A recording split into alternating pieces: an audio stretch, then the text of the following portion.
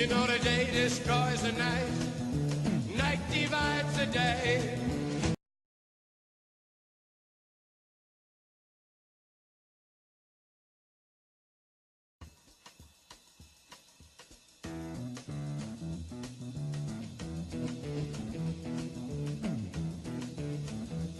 You know the day destroys the night, night divides the day.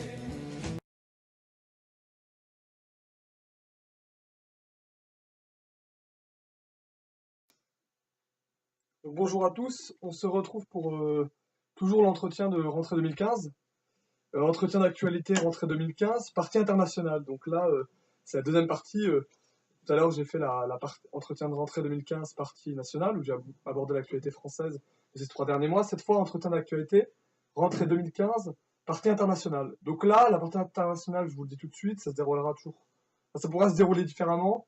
Là, je vais aborder de l'économique, du géoéconomique, du géopolitique, du géostratégique, du diplomatique et des relations internationales, surtout ça. Donc je vais annoncer le menu. Donc voilà le menu. D'abord, un gros sujet sur la crise migratoire et des réfugiés en Europe, ses conséquences, quels enjeux de la crise migratoire en Europe.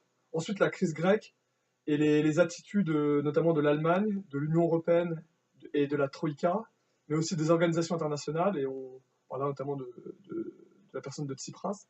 Troisième gros sujet, la guerre en Syrie. La guerre en Syrie et aussi la guerre contre le terrorisme, avec Daesh, mais surtout quels enjeux de cette guerre qui s'éternise entre Bachar al-Assad, l'opposition modérée démocratique et les terroristes, et enfin les Occidentaux en général. Quatrième gros sujet, la Russie de Poutine, ainsi que les intérêts géostratégiques de la Russie face à l'agressivité occidentale, face aux Occidentaux. Je vais essayer d'analyser psychologiquement la personne de Poutine et son action géostratégique sur les différents fronts comme l'Ukraine ou la Syrie. Et enfin, je terminerai sur un sujet un peu moins long, mais qui a intéressé beaucoup ces derniers, pendant l'été notamment, une analyse du phénomène de Daesh, de l'État islamique. Qu'est-ce que c'est, qu'est-ce qu'ils font, qui est allié avec eux, qui les combat, voilà, une analyse globale de ce qu'on appelle l'État islamique ou du Daesh. Donc voilà pour les 5 gros sujets que je vais traiter. À l'avenir, je le dis, la partie internationale ou géopolitique, je pense que je les spécialiserai plutôt par continent. Je ferai l'Europe, l'Amérique, l'Asie, Afrique Moyen-Orient notamment. Voilà, ce sera les 4 gros continents. Et, parce que là, on est plutôt sur des grosses thématiques, mais il y a des sujets notamment que je vais pas aborder. Enfin, à la fin de la vidéo, je vous dirai notamment les sujets que j'aborderai la fois prochaine. Ils seront plus variés. Là, c'est 5 gros sujets, mais qui ont marqué, on va dire, l'actualité assez récente. Donc, on commence tout de suite avec la crise migratoire, la crise des réfugiés en Europe, la réaction de l'Union européenne notamment et de l'Occident. Donc d'abord, on peut parler tout d'abord d'une véritable déferlante migratoire, un déferlement migratoire ou de réfugiés en Europe. Donc déjà, c'était sans précédent, on l'a dit, depuis la Seconde Guerre mondiale, avec les grands déplacements de population, notamment des populations germanophones, c'est-à-dire des Allemands d'Allemagne, de Pologne, des Pays-Baltes. Il y avait de grands déplacements de population après la Seconde Guerre mondiale, notamment avec le partage du monde entre les États-Unis et l'URSS, comment l'Union soviétique avait géré les minorités allemandes ou germanophones des pays de l'Est. Donc ça, c'était sans précédent. Et donc il y a un véritable déferlement migratoire, réfugié. Après, je reviendrai sur cette querelle sémantique, ça va être une querelle de bien-pensance entre les migrants et les réfugiés. Bon, ce qui est sûr, c'est que ce déferlement migratoire et réfugié en Europe est sans précédent depuis la fin de la Seconde Guerre mondiale, donc depuis 70 ans. Il y a un déferlement en Europe partout, et surtout il y a une concentration de l'arrivée des migrants dans quelques points. La Grèce, avec des îles comme l'île de Lesbos, la Grèce, l'Italie, avec le Lampedusa, on connaît bien l'Italie Lampedusa, et aussi ce qu'on appelle la route des Balkans, la Hongrie. C'est-à-dire Italie, Grèce, Hongrie. Et on voit que ce sont quand même des pays qui ont une forte crise économique et sociale, et en fait, la concentration de l'effort de l'accueil et des migrants, des réfugiés se fait sur des pays déjà fragiles et déstabilisés économiquement et même nationalement. Donc c'est un vrai problème. Donc on parle là d'un véritable déferlement d'une vague migratoire et des réfugiés qu'on n'a pas vu venir. Enfin, je pense que les élites européistes n'ont pas vu venir. Les États européens n'ont pas vu venir non plus un tel afflux. Déjà, on peut dire une chose, c'est qu'il y a eu depuis le début de l'année 2015, il y a eu 800 000 arrivant de migrants, de réfugiés. Pour la fin de l'année 2015, donc pour l'année 2015 en général, on prévoit à peu près 1 million de réfugiés, 1 million de migrants pour le seul continent européen, ce qui est énorme. Donc évidemment, on dit 1 million pour l'Europe, c'est rien par rapport à des pays moyen-orientaux comme la Turquie, la Jordanie ou le Liban qui accueillent à eux seuls plus d'1 million de migrants. Je rappellerai juste tout de même que nous, par exemple, dans l'histoire, quand il y a eu la guerre civile espagnole et que les républicains antifascistes ont fui l'Espagne en 1939, la France à elle seule a accueilli 500 000, 500 000 Espagnols, 500 000 républicains antifascistes au nom du droit d'asile, des réfugiés politiques, et parce que c'était un pays frontalier. C'est-à-dire que c'est évident que l'Europe n'a pas apporté la même charge que les pays limitrophes, les pays frontaliers du Moyen-Orient, puisque eux-mêmes sont des pays proches, frontaliers, et même ont une proximité ethnique, linguistique, culturelle. C'est donc normal qu'ils portent le fardeau en premier. En Europe, quand il y a eu des crises avec la montée des périls dans les années 30, c'est avant tous les pays européens qui se sont coltinés, je veux dire, les réfugiés, les migrants qui fuyaient les dictatures, par exemple. Donc ça ne me semble pas scandaleux. Donc 1 million, 800 000 migrants pour l'instant, 1 million pour l'année 2015, donc c'est une déferlante sans précédent, qui pose des questions bien évidemment de culture, de civilisation, mais on va y venir. Un véritable déferlement migratoire.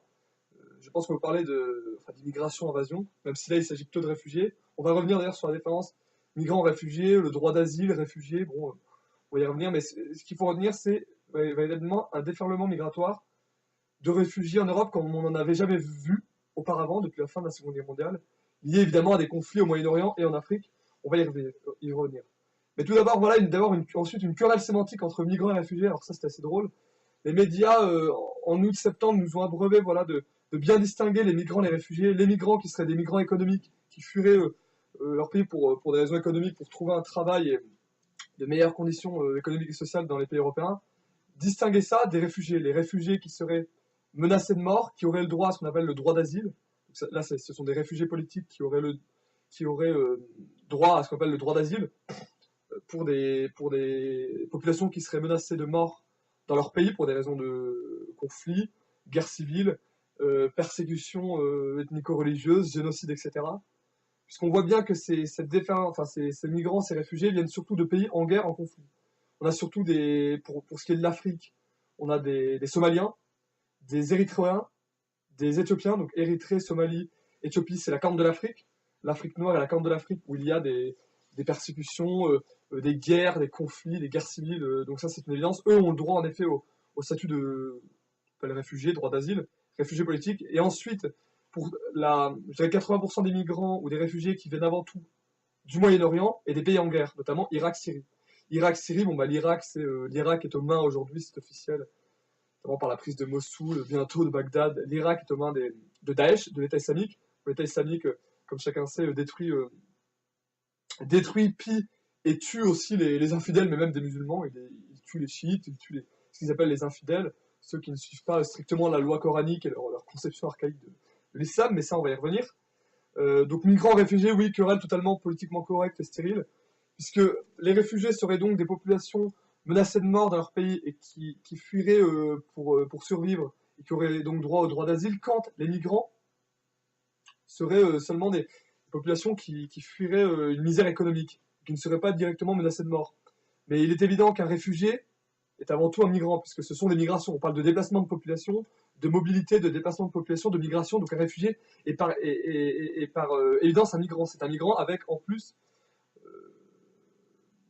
nécessité d'être protégé, mais c'est avant tout un migrant. Un réfugié est forcément un migrant, puisque un migrant, c'est quelqu'un qui quitte un territoire, un pays pour aller s'installer ailleurs. Donc c'est un migrant, mais en plus il est menacé de mort. Donc querelle sémantique, on voit là la volonté et la propagande d'une certaine bien-pensance, de certains politiquement corrects, de masquer la vérité et le drame de cette immigration massive, de cette invasion migratoire de peut-être millions de réfugiés en Europe qui vont arriver en Europe, de masquer ça avec des mots, voilà, une querelle sémantique. Ça, on connaît bien ça en France, c'est ce qu'on appelle la bien-pensance, le politiquement correct. Mais au final, c'est pareil, c'est une déferlante migratoire et une catastrophe humanitaire liée à des masses de déplacés, des masses de réfugiés. Alors ensuite, intéressant, les différentes attitudes face à cette immigration et ces réfugiés. Alors l'attitude, j'en vois trois. L'Union européenne, c'est-à-dire l'eurocratie, la Commission européenne notamment, l'attitude allemande très ambiguë, et ensuite les pays de l'Est, notamment Hongrie, Slovaquie, et, tous ces pays qui sont rentrés assez récemment dans l'Union européenne. Bon, déjà, l'attitude de l'Union européenne, l'attitude de l'Union européenne, c'est toujours... Union européenne, c'est eurocratie.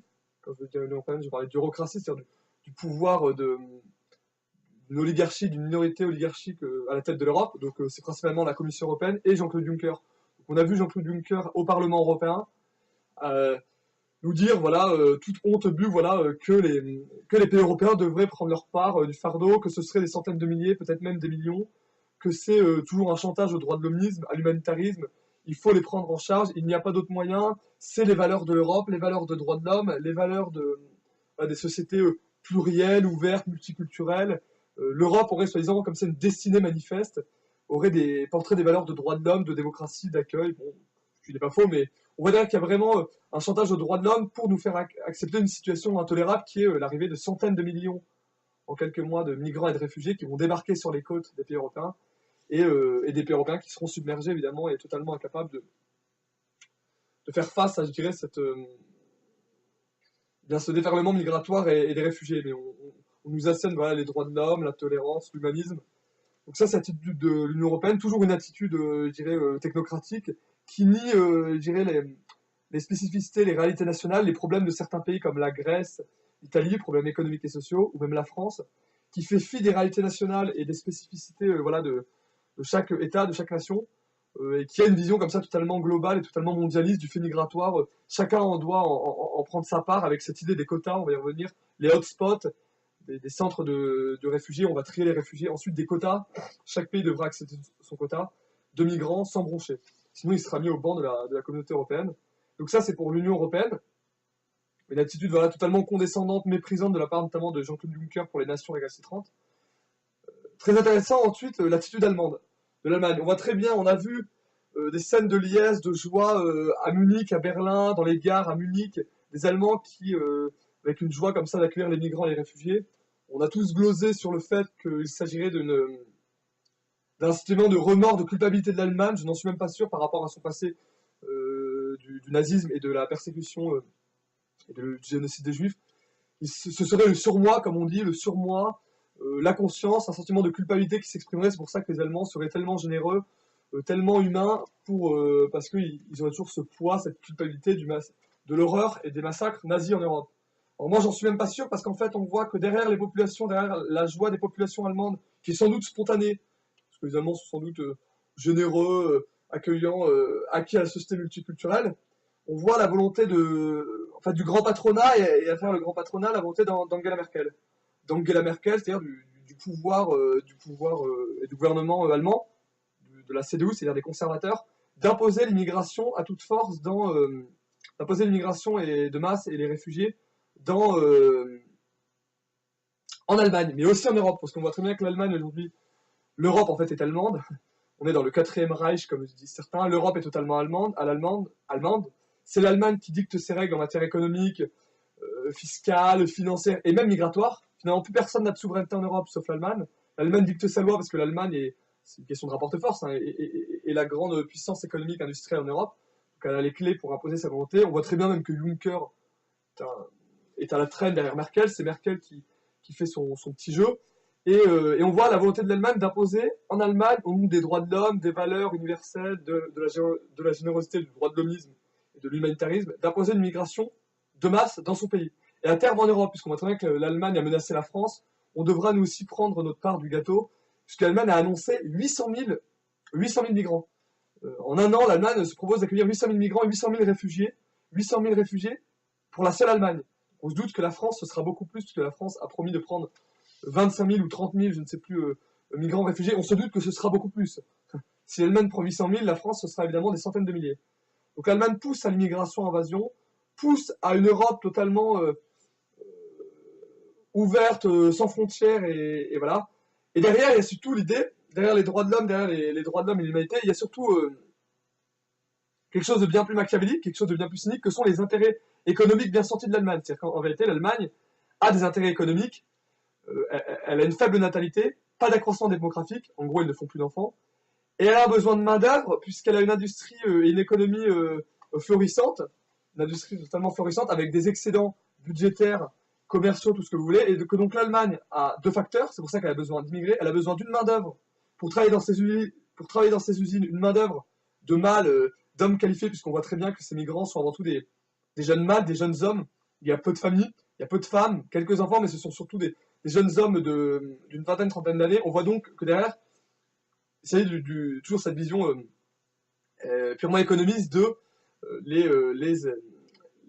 migrants, les réfugiés vont servir de réservoir de main-d'œuvre. Pourquoi pas pour faire aussi baisser les salaires, quoique, puisque ce sont quand même une main-d'œuvre bien qualifiée, pour l'économie allemande. Et là, on voit la sous-traitance des Allemands. L'Allemagne se conduit comme elle s'est toujours conduite par rapport aux pays de l'Est, en Reich dominant, puisqu'on voit très bien que l'Allemagne sous-traite. Là, on va en parler, l'Allemagne sous-traite le tri et la sélection des migrants et des réfugiés aux pays de l'Est. C'est-à-dire, tous les réfugiés aptes à travailler, elle les prend, et le reste, l'Europe se partagera les rebuts de migration. C'est-à-dire que l'Allemagne fait de la gestion néocoloniale,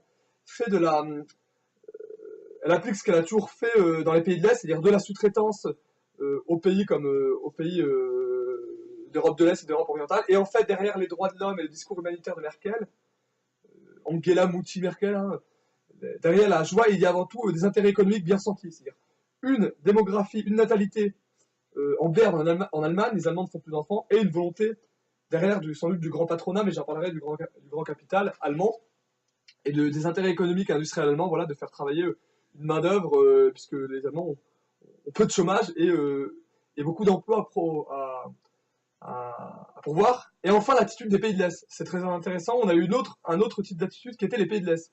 Donc les pays de l'Europe de l'Est, de l'Europe orientale, Hongrie, Tchécoslovaquie, République tchèque, Slovaquie, et tous les autres pays, eux ont une attitude beaucoup moins humaniste et beaucoup moins ouverte par rapport à l'accueil des réfugiés et des migrants. Là, on voit très bien qu'il y a une fracture, comme l'ont dit certains, une fracture Est-Ouest. C'est-à-dire que les pays de l'Ouest de l'Europe, France, Allemagne, Angleterre, les pays de l'Ouest de l'Europe, qui sont des pays riches, riches au niveau économique, industriel, et acquis à la société multiculturelle, les deux sont des pays riches économiquement et qui sont acquis à l'immigration de masse et au multiculturalisme, à tout le progressisme droit de l'homiste. Les pays de l'Ouest, eux, ont une attitude beaucoup plus généreuse, ouverte. En revanche, les pays de l'Est, pays orientaux, notamment Hongrie, etc., Slovaquie, a eu une attitude beaucoup plus difficile, beaucoup plus intransigeante, en construisant des murs, notamment des barbelés, face aux migrants, face à la déferlante de l'immigration et des réfugiés. Donc ça, on voit très bien qu'il y a une fracture entre Est et Ouest. On revoit une espèce de fracture de guerre froide, sauf qu'on n'est pas à la guerre froide, mais entre des pays de l'Est beaucoup moins généreux, beaucoup plus rétifs à l'immigration de masse, car moins riches et moins acquis à la société multiculturelle, et des pays de l'Ouest beaucoup plus acquis à cela. Notamment là, la position intéressante, c'est la position de la Hongrie, de Viktor Orban. Je vais surtout parler de la situation de la Hongrie de Viktor Orban.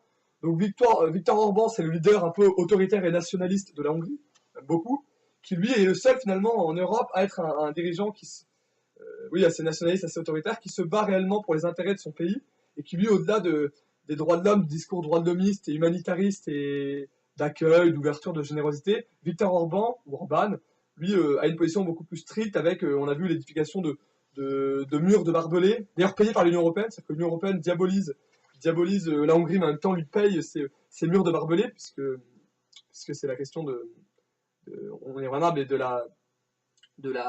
frontières extérieures de l'UE qui est assurée par l'Union Européenne. Il n'y a plus de frontières à cause de Schengen dans l'Union Européenne, mais il y a des frontières à l'extérieur des pays qui doivent assurer la sécurité et les frontières, notamment l'Italie, la Grèce et la Hongrie, à travers cette route des Balkans. Donc une attitude de l'Union Européenne totalement condescendante et de mépris des réalités nationales, une attitude de l'Allemagne, c'est-à-dire que derrière les droits de l'homme, l'Allemagne fait de la bonne gestion et de la sous-traitance à l'Est et fait parler ses intérêts économiques bien sentis. Et enfin, une attitude des pays de l'Est, orientaux, moins acquis à la société multiculturelle et plus pauvres, qui sont beaucoup plus rétifs à accueillir les réfugiés et les migrants, et qui sont rétifs notamment aux quotas. C'est la question des quotas.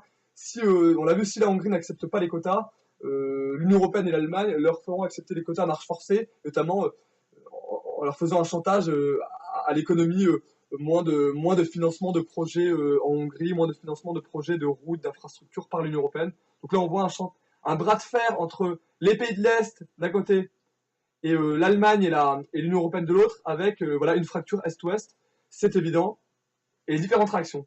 Tellement on a vu aussi maintenant une nouvelle route, voilà, c'est officiel, la route des Balkans qui passe de la Turquie à la Hongrie jusqu'à l'Autriche, qui est la nouvelle route migratoire, après la route de la Grèce, après la route vers l'Italie, et Lampedusa, la route des Balkans, qui est l'autre route des réfugiés migrants qui passent par la Turquie, voilà, pour aller jusqu'en Europe.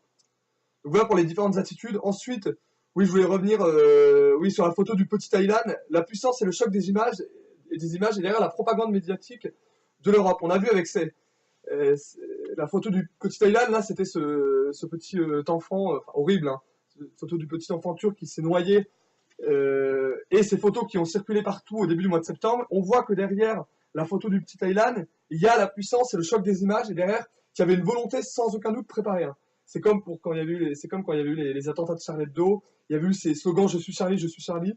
On prétendait que tout ça était très spontané, mais on voit bien derrière qu'il y avait une volonté de l'État, de service, qui avait, à mon avis, déjà prévu ou anticipé, je ne sais pas ces attentats, mais ce slogan comme ça, tout fait, tout fabriqué, on voyait qu'il y avait quand même une volonté, une préparation derrière, c'est une évidence. Je ne suis pas complotiste, hein, je pense que c'est assez avéré. Et cette photo du petit Thaïlande, oui, derrière, voilà, on veut nous imposer l'immigration et les réfugiés à travers le droit de l'homisme et dans nos sociétés de l'image, de l'instantané et de l'émotion pure, la propagande médiatique. Et notamment, oui, bien réfléchir sur comment le choc d'une image joue contre la raison et la réflexion et l'argumentation pour mener une politique, et joue par contre totalement pour l'émotion. C'est-à-dire qu'aujourd'hui, en Europe, on ne fait pas de la politique à travers de la réflexion, de la raison, mais on fait des politiques totalement à travers des droits de l'homme, de l'humanitarisme et du choc à travers comme ça, du choc émotionnel. Donc voilà, je voulais revenir sur ça, comment derrière en fait une immigration et une immigration de masse et des réfugiés de masse qui sont légitimés à travers une propagande sentimentaliste et émotionnaliste, à travers des émotions, à travers cette photo du petit Thaïlande. Je voulais le signaler quand même, ça me semblait important. Un autre enjeu de cette crise migratoire, derrière l'immigration, la volonté du grand capital. Bon, voilà, je vais faire très vite, mais on voit très bien à travers l'attitude allemande, l'attitude de la Banque mondiale, des organisations internationales et des élites européistes, que derrière, en fait, cette migration de masse, derrière ce projet de société multiculturelle, d'ouverture, de générosité, d'accueil, il y a toujours la volonté du grand capital apatride et nomade, d'un capitalisme mondialisé qui a besoin d'une main-d'œuvre corvéable et de toujours plus de jeunes, d'une main-d'œuvre de jeunes, toujours dans une vision du dumping social. C'est un capitalisme mondialisé qui a besoin d'une main-d'œuvre de jeunes, formés ou pas formés d'ailleurs, parce que pour faire baisser les salaires et faire du dumping social, c'est toujours important. Formés ou pas formés, mais en tout cas d'une main-d'œuvre pour travailler dans les industries, en gros une main-d'œuvre du Sud pour travailler dans l'industrie capitaliste du Nord. Donc là, on voit une réalité beaucoup plus cynique et beaucoup plus laide derrière l'humanitarisme. Il faut vraiment découpler l'humanitarisme, le discours de droits de l'homme et derrière les intérêts économiques bien sentis d'un capitalisme mondialisé et nomade. Donc voilà. Oui, derrière évidemment, derrière cette crise migratoire, pour avoir une vision plus géostratégique et internationale, les conséquences de la déstabilisation des pays en Afrique au Moyen-Orient. Alors là, c'est une évidence que cette crise migratoire soudaine, ces réfugiés par millions qui vont déferler peut-être sur l'Europe demain, c'est avant tout une conséquence de la déstabilisation de zones géographiques dans le monde bien précises. L'Afrique et le Moyen-Orient. Souvent d'ailleurs, du fait des opérations droits de l'hommiste occidentales. Et on pourrait citer évidemment d'où viennent ces réfugiés. Et là, on a la réponse. Soudan, pour l'Afrique, c'est des réfugiés qui viennent du Soudan, Soudan, Somalie, Érythrée, donc la corne de l'Afrique, donc des pays qui sont en perpétuelle guerre civile, conflit déstabilisé, Soudan, Érythrée, Somalie, qui passent par la Libye, donc pays totalement détruit, où c'est le chaos, l'anarchie, j'en reparlerai plus tard, mais qui passent par la Libye pour ensuite aller vers les côtes italiennes, donc qui passent par la Méditerranée. Donc tous ces réfugiés qui fuient la misère et la guerre, qui viennent donc de pays en guerre, comme la Somalie, l'Érythrée, le Soudan, passent par la Libye, pays lui-même en chaos absolu, anarchie, pour ensuite prendre la route de la Méditerranée et aller échouer sur les côtes majoritairement soit de la Grèce, soit de l'Italie.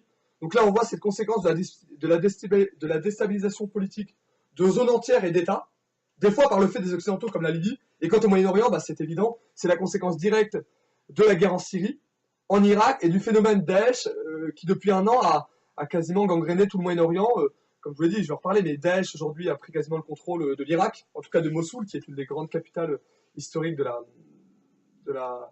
l'Irak. Bon, en Syrie, Daesh est en train de travailler le régime de Bachar el-Assad et donc le régime bassiste. Et peut-être que demain, Daesh aura les pleins pouvoirs en Irak et en Syrie. Il suffit de voir en un an, ils ont vraiment avancé beaucoup, notamment surtout en Irak, un peu moins en Syrie.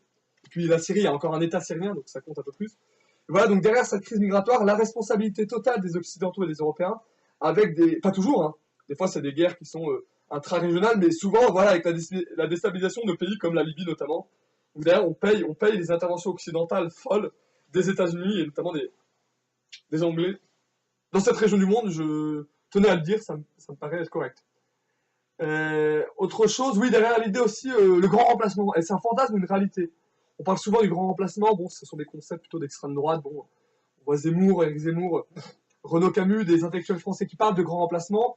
Grand remplacement, c'est quoi? Donc, est-ce que c'est un fantasme ou une réalité? Je dirais aucun des deux, ou plutôt les deux. Le grand remplacement, ça serait que le vieux continent européen serait submergé par des hordes migratoires ou de réfugiés, migratoires qui viendraient notamment d'Afrique ou du Moyen-Orient, et il y aurait un remplacement de population, soi-disant, je mets entre guillemets, hein, un remplacement de population des vieilles populations de souche européennes, blanches, chrétiennes, par des populations issues de l'Afrique et du Moyen-Orient, donc plutôt noires, ou en tout cas religieusement et culturellement très différents. Donc ce grand remplacement, c'est plutôt une thèse, soi-disant, d'extrême droite complotiste. Moi, je pense que c'est pas totalement un fantasme, mais pas totalement une réalité. C'est pas totalement un fantasme, parce qu'on voit très bien qu'il y a une volonté d'élite européiste et mondialiste de faire à marche forcée, que l'Europe devienne un continent multiculturel et qu'il y ait une migration de masse et voilà, une société multiculturelle, notamment pour des raisons aussi de déclin démographique. Les Européens ne font plus d'enfants, donc il faut qu'il y ait une main-d'œuvre qui vienne de l'étranger, mais c'est pas totalement une réalité, puisqu'on voit très bien que même quelques centaines de milliers, même 1 million ou 2 millions en termes de ratio de migrants, de réfugiés par rapport aux 500 millions d'habitants en Europe, c'est peu et il n'y a pas une réalité. Et non, le grand remplacement n'est pas une réalité. Mais ce n'est pas totalement un fantasme. C'est-à-dire qu'on voit très bien que ce n'est pas un fantasme, comme je l'ai dit, parce qu'on voit bien qu'il y a une volonté d'élite européiste, mondialiste et cosmopolite de métisser à tout va l'Europe au nom des droits de l'homme. Mais ce n'est pas totalement une réalité parce que ce sont quand même des nombres, même si ce sont des nombres importants, ce ne sont pas des nombres assez importants pour je disais totalement, remplacer la population de souche européenne. Ça me semble être un peu un délire, mais c'est entre les deux, entre le fantasme et la réalité. Et moi qui ne suis pas politiquement correct et qui ne pratique pas la langue de bois, je vous le dis comme je le pense, ce n'est ni un fantasme ni une réalité. Je pense que j'en ai fini sur la crise migratoire et les enjeux de ces réfugiés. Voilà, ce sont à la fois des migrants, des réfugiés, une attitude différente de la part de l'Allemagne, de l'Union européenne et des pays de l'Est. La propagande à travers l'émotion et le cerveau reptilien, quoi. Mais une crise migratoire qui va aussi, une crise migratoire et des réfugiés qui va sans doute déstabiliser à terme l'Union européenne et la civilisation occidentale, et notamment une déstabilisation culturelle, puisque il va y avoir un choc des cultures, un choc par rapport, ce n'est pas la même religion, il y a plusieurs langues, des dialectes, différentes cultures, c'est vraiment un problème civilisationnel et culturel que pose cette crise migratoire. J'en ai fini pour ce sujet. Deuxième sujet un peu moins long, la crise grecque. La crise grecque et notamment l'attitude de l'Allemagne, de l'Union européenne et de la Troïka. Alors je vais commencer tout de suite. Qui est Alexis Tsipras dans cette crise grecque? On l'a vu, Alexis Tsipras a été élu Premier ministre à la tête de la Grèce en janvier 2015, mais moi ce qui m'intéresse c'est ce qui s'est passé cet été. Cet été, la situation de la Grèce cet été puis un peu en septembre. Donc Alexis Tsipras, opposant au système, j'y crois pas trop. Donc Alexis Tsipras, bon, c'est un trotskiste, il vient plutôt de la gauche radicale. Donc il a la tête de Syriza. Donc Syriza, c'est le parti, la coalition de partis de gauche qui ont pris le pouvoir en Grèce.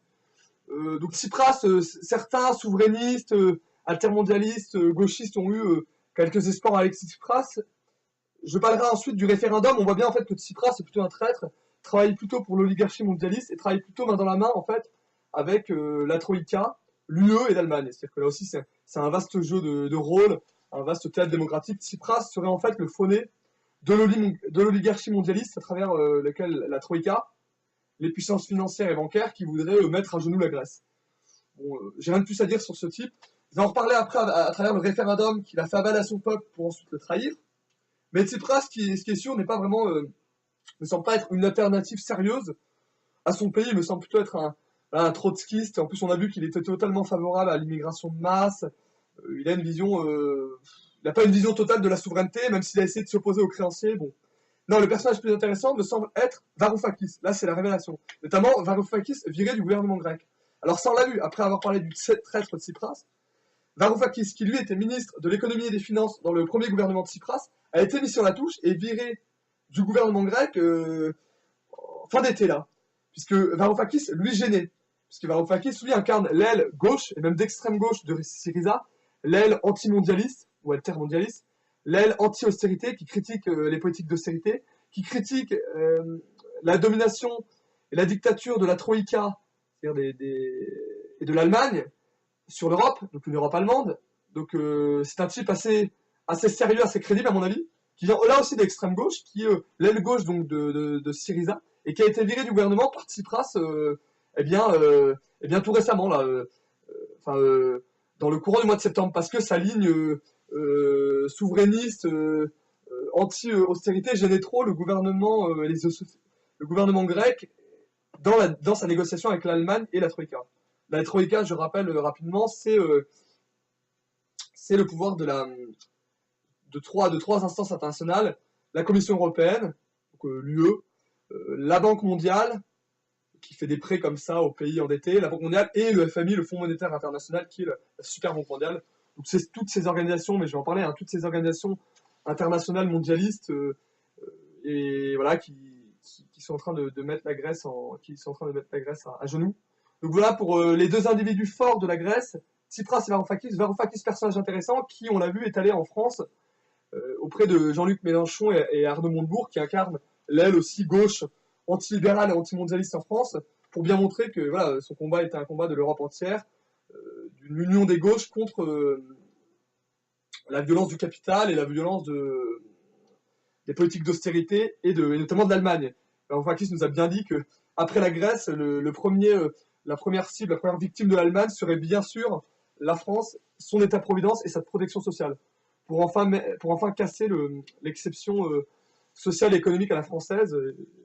Donc Varoufakis nous a bien mis en garde, nous Français, c'est pour ça qu'on doit s'intéresser, se pencher sur le cas Varoufakis en tant que Français, puisqu'il incarne quelque chose d'intéressant, à même titre que Marine Le Pen ou il me semble Arnaud Montebourg. Donc voilà pour les deux personnages. Ensuite, j'ai mis la Grèce, le laboratoire du mondialisme. Et oui, puisqu'on voit très bien que la Grèce, c'est le laboratoire du mondialisme à venir, puisque la Grèce, c'est la conjonction de deux choses. Un capitalisme prédateur, à travers ces organisations internationales et la puissance de la finance, et le fait qu'on privatise notamment la Grèce. Donc la domination d'un capitalisme vorace et prédateur, et aussi l'immigrationnisme. C'est les deux, puisque le mondialisme, je ne vais pas répéter, mais le mondialisme, c'est à la fois unifier le monde et imposer un seul modèle économique dans le monde, qui serait un modèle de capitalisme mondialisé, et à la fois imposer l'immigration de masse et derrière la société multiculturelle. Le phénomène mondialiste, il est tant culturel qu'économique. Le phénomène économique, donc, c'est la puissance d'un capitalisme mondialisé, notamment d'un capitalisme financier, et le volet culturel du mondialisme, c'est beaucoup plus l'immigration de masse et derrière la société multiculturelle et le grand métissage pour tous que veulent les élites mondialistes, pour d'ailleurs nous faire avaler encore plus la pilule quant à un capitalisme. C'est-à-dire que pour imposer le capitalisme mondialisé, au peuple européen, il faudra d'abord sans doute les déraciner, en faire des individus déracinés hors sol, pour qu'ils soient plus permissifs à la consommation et au capitalisme. Bon, on voit très bien que la Grèce est un laboratoire du mondialisme pour ça, puisqu'il y a totalement le capitalisme mondialisé, le capitalisme financier est présent à travers le FMI, la Banque mondiale et notamment la puissance des créanciers, les créanciers que sont les États européens, mais aussi les créanciers privés. Donc on voit là le mondialisme économique en marche à travers la puissance des créanciers qui veulent dépecer la Grèce, qui veulent dépecer l'État grec, qui veulent dépecer notamment l'État grec à travers, en privatisant à marche forcée l'économie, et notamment en privatisant et en vendant ce qu'on appelle les bijoux de la couronne. Les bijoux de la couronne, c'est-à-dire les bijoux de l'État, c'est-à-dire les îles, les aéroports, les infrastructures. C'est-à-dire que là, il y a bien la puissance d'un capitalisme financier prédateur, qui s'incarne par des politiques d'austérité et de privatisation à marche forcée en Grèce, mais aussi la domination, aussi le migrationnisme, puisqu'on a bien vu que la Grèce était, dans cette crise de l'immigration, cette crise des réfugiés, la Grèce est à la pointe, avec l'Italie et la Hongrie, est un des pays, notamment l'île de Lesbos. L'île de Lesbos est un des pays qui accueille le plus d'immigrants et de réfugiés, notamment des fois, on a bien vu, l'île de Lesbos avait pu accueillir 20 000 ou 30 000 réfugiés en un jour, alors qu'il y a, je crois, 100 000 ou 200 000 habitants sur cette île. C'est-à-dire qu'en un jour, l'île de Lesbos, en Grèce, peut accueillir 10% de sa population totale, ce qui est délirant. Là, on peut vraiment parler d'invasion migratoire et de catastrophe migratoire sans être spécialement complotiste, délirant. Ça me semble vraiment être une évidence. Donc voilà, la Grèce, laboratoire du mondialisme, une volonté de détruire la Grèce et par un capitalisme financier prédateur et par une immigration incontrôlée à terme. Autre chose, oui, je voulais faire le point sur la politique d'austérité, puisqu'on en est là sur l'économie. Le point sur la politique d'austérité. Donc on sait très bien que là, c'est le troisième plan d'austérité qui va être mis en branle en Grèce. Donc le point sur la politique d'austérité. La politique d'austérité, c'est une politique économique qui ne marche jamais, on l'a vu en Grèce. La Grèce subit des politiques d'austérité de la part de la Troïka et des organisations internationales depuis 2010. Là, c'est le troisième ou quatrième plan de ce qu'on appelle sauvetage, en fait, c'est les plans d'austérité. Ce sont des cures d'austérité. Pourquoi l'intérêt des politiques d'austérité et faire plutôt des politiques de relance? On voit très bien que ces politiques d'austérité ont eu pour but de lutter faisant la corruption, le chômage, refaire partir la croissance économique et lutter contre la dette et le déficit. Or, la dette et le déficit, surtout la dette publique, a atteint des sommets. 200%, aujourd'hui on sera à 200% de dette publique, alors qu'au début de la crise grecque on était à 120 ou 140%. Donc une dette publique qui a éclaté, un chômage qui n'a jamais été aussi important qu'aujourd'hui, un chômage des jeunes considérable, on serait à 25%, peut-être même, non, je prends même 50% du chômage chez les jeunes, 25% du chômage dans la population totale grecque et 50% des jeunes qui seraient au chômage. Donc c'est une catastrophe humanitaire. Voilà, un désengagement croissant de l'État dans l'activité économique. Et en fait, ces politiques d'austérité sont des politiques catastrophiques, puisque ce sont des politiques... Il faudrait mener des politiques contracycliques en Grèce, comme partout. Politiques contracycliques, c'est-à-dire qu'on fait l'inverse. C'est-à-dire que contracyclique, c'est-à-dire que lorsqu'un État est en croissance, a des excédents de la croissance, il mène une politique plutôt de rigueur pour assainir les finances publiques et réduire la dette et le déficit. Mais inversement, quand un pays croule sous le déficit, la dette, le chômage de masse et n'a pas de croissance économique, il faut mener une politique contracyclique, une politique de relance. Une politique de relance contre une politique d'austérité. Parce que là, c'est pas une politique de rigueur, hein, c'est bien une politique d'austérité. Une politique d'austérité à travers une baisse des salaires, une baisse des dotations de l'État, voilà, une hausse de la TVA, une hausse de chômage, une baisse des pensions pour les retraités, donc catastrophique. Le point sur la politique d'austérité est catastrophique. La Grèce n'a jamais eu autant de dettes, jamais eu autant de chômage, jamais eu autant de pauvreté et de misère, et jamais aussi autant de suicides. C'est un pays de suicidés et de mornés. Je veux dire, c'est-à-dire qu'il y a aussi, pour des pays soi-disant développés, l'Europe, il y a une augmentation de la mortalité infantile des petits-enfants, alors que aujourd'hui on voit ça en Afrique, mais en Europe, voir une augmentation de la mortalité infantile, c'est dramatique parce qu'en réalité, derrière la crise économique en Grèce, il y a les conséquences néfastes du mondialisme économique et des politiques d'austérité qui sont des politiques récessionnistes. Donc voilà le point sur la politique d'austérité qui ne marche pas, qui ne va pas améliorer la situation de la Grèce. Oui, d'ailleurs, je voulais aborder la question du référendum, j'en ai déjà parlé. Le référendum, Tsipras le traite, et le pouvoir de la Troïka. On voit très bien que derrière, Tsipras a donc fait passer un référendum en août pour interroger son peuple, donc démocratie directe, le référendum pour interroger son peuple sur êtes-vous contre la politique d'austérité et voulez-vous un État plus social, tout ça, la souveraineté de la Grèce. Les Grecs ont répondu non en majorité, je crois à 60-70%, même s'il y a eu une abstention massive. Là aussi, la Grèce est un pays abstentionniste, parce que les Grecs sont dépités, ne croient plus en la politique, et à raison, avec une classe politique grecque totalement corrompue, clientéliste et décadente. Donc le référendum grec, mais là je dis Tsipras le traite, puisque comme on l'a bien vu en septembre, Tsipras, au cours de rounds, épuisant, il faut bien le reconnaître, avec l'Union Européenne, la Troïka et l'Allemagne, Tsipras a renoncé à ce référendum, et il a fait avaler à la Grèce, donc ce troisième ou ce quatrième plan d'austérité, qui est véritablement un plan d'austérité, et donc Tsipras le traite. Tsipras, puisque le référendum, normalement, c'est la voix du peuple, c'est la souveraineté populaire et la souveraineté de la nation. Tsipras, en fait, sans doute que ce référendum n'était qu'un leurre démocratique.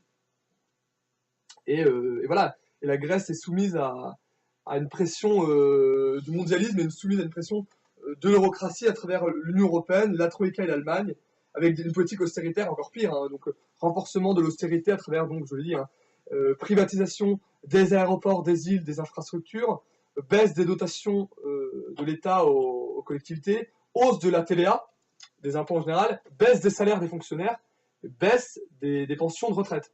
Donc une politique d'austérité qui amènera à la récession, à la misère sociale, au chômage, à l'augmentation de la dette et à une crise économique généralisée, avec des conséquences dramatiques qui nous rappellent la Grande Dépression des années 30. Hein. Aucun problème à dire.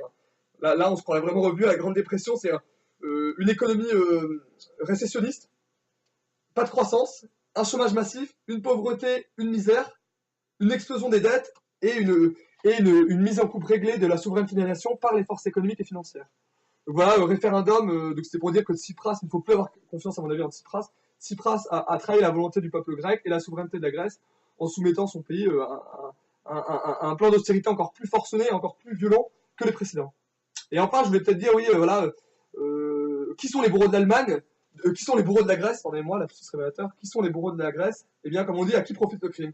L'Allemagne et la Troïka. On voit très bien que derrière ces plans d'aide de restructuration à la Grèce, derrière ces plans d'aide de restructuration, une politique d'austérité, c'est la domination de la Troïka, donc de ces organisations financières à travers les créanciers internationaux, mais surtout de l'Allemagne. Là, on voit très bien, pour reparler de l'Allemagne, que l'Allemagne a fait de la Grèce son terrain de jeu privilégié.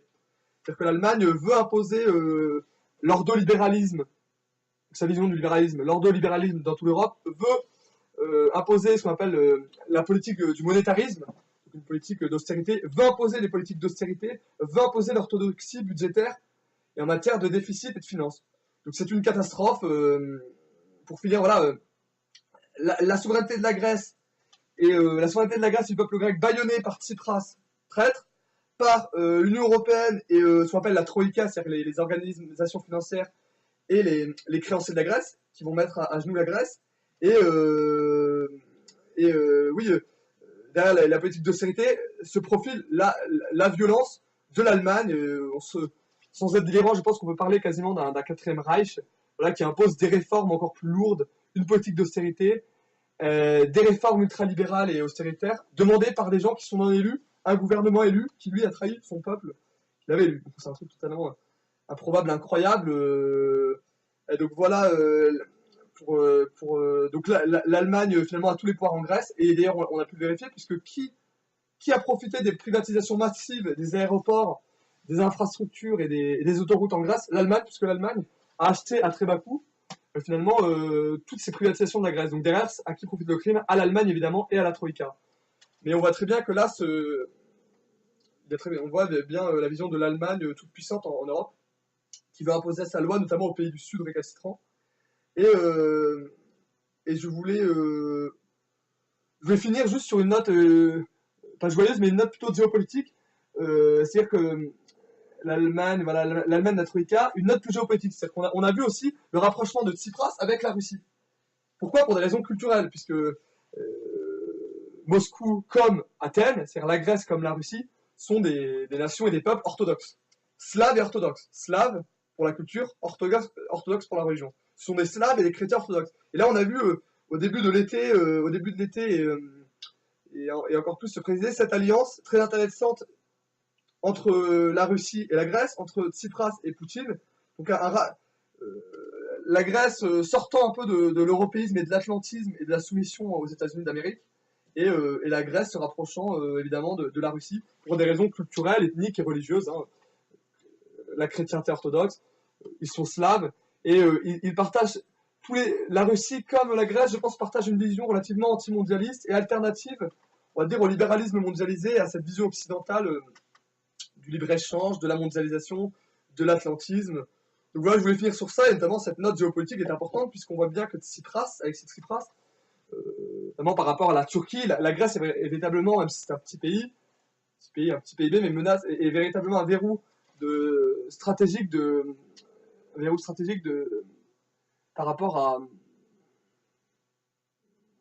la stabilité de l'Europe, puisque la Grèce, comme vous le savez, est en conflit permanent avec la Turquie, par rapport à la mer Égée notamment. C'est un conflit quasiment séculaire.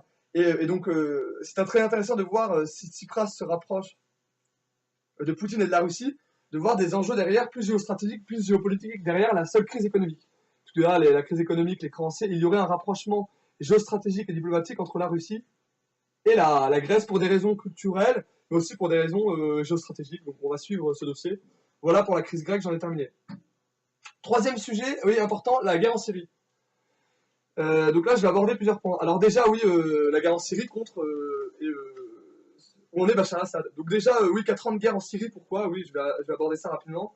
Donc déjà, oui, on a bien vu, les premiers soulèvements soi-disant démocratiques en Syrie avaient eu lieu en 2011. Ça fait 4 ans que cette guerre dure, s'éternise. On pensait que Bachar al-Assad tomberait très vite comme les autres dictateurs arabes, la contamination des printemps arabes et des révolutions démocratiques. On se rappelle en 2011 de la chute de Ben Ali en Égypte, en Tunisie, de Moubarak en Égypte et ensuite de Kadhafi qui s'était fait lyncher d'ailleurs en Libye. Bon, la contamination démocratique des printemps arabes en Syrie, on voit que ça n'a pas totalement marché puisque ces 4 ans de guerre terribles, on serait à 250 000 ou 260 000 morts, peut-être même plus, actuellement depuis le début du conflit. C'est dramatique, des morts de tous les côtés, mais beaucoup de populations civiles. Donc une guerre, 4 ans de guerre, une guerre qui s'éternise, 4 ans de guerre, avec toujours les mêmes acteurs en place, hein, Bachar al-Assad et l'armée régulière de la Syrie qui tiennent le pays, de moins en moins d'ailleurs. Une coalition occidentale menée par, j'y reviendrai, par l'Union européenne, les Américains et les pays du Golfe pour chasser Bachar al-Assad, pour différentes raisons d'ailleurs, j'y reviendrai. Et enfin, une opposition qui serait tiraillée entre une opposition démocratique et libre, et une opposition plus radicale à travers des groupes terroristes comme Al-Nosra, ou même l'État islamique, Daesh, qui est en train d'avancer en Syrie. Donc voilà, 4 ans de guerre en Syrie, c'est le chaos, c'est finalement toujours les mêmes positions, 250 000 morts, la Syrie, l'État syrien à travers la personne de Assad et l'armée syrienne maintiennent leur position en Syrie, de moins en moins, mais bon, 4 ans de guerre, on peut se demander pourquoi, et puis c'est une véritable guerre civile traumatisante. Donc derrière, on voit aussi qu'Assad résiste, on va dire, au nouvel ordre mondial et à la mise au pas par l'Occident de tous les dirigeants arabes issus de la décolonisation, surtout les grands dirigeants pan-arabes, à la fois socialistes et nationalistes issus de la décolonisation. Il y avait Nasser en Égypte, il y avait Saddam Hussein en Irak, et il y avait le clan Assad alawite en Syrie. Bon voilà, Assad résiste tant bien que mal depuis 4 ans à cette tentative de mise au pas de l'État bassiste et national en Syrie, et laïque, il faut le rappeler quand même, laïque, par voilà, une coalition occidentale très vaste, et derrière, c'est vraiment, à mon avis, un résistant du nouvel ordre mondial, parce que derrière Bachar al-Assad, on parle des fois de Troisième Guerre mondiale, moi je ne sais pas ce qu'il en est de cette Troisième Guerre mondiale, mais on voit très bien que derrière Assad, c'est tout, il y a une géopolitique, une géostratégie bien plus globale et bien plus mondiale, qui est derrière, c'est toujours la guerre aux tyrans, la guerre aux dictatures, c'est toujours la pensée néoconservatrice, et donc on verra comment Assad va s'en sortir. Pour l'instant, Assad résiste, mais de moins en moins, comme on le voit.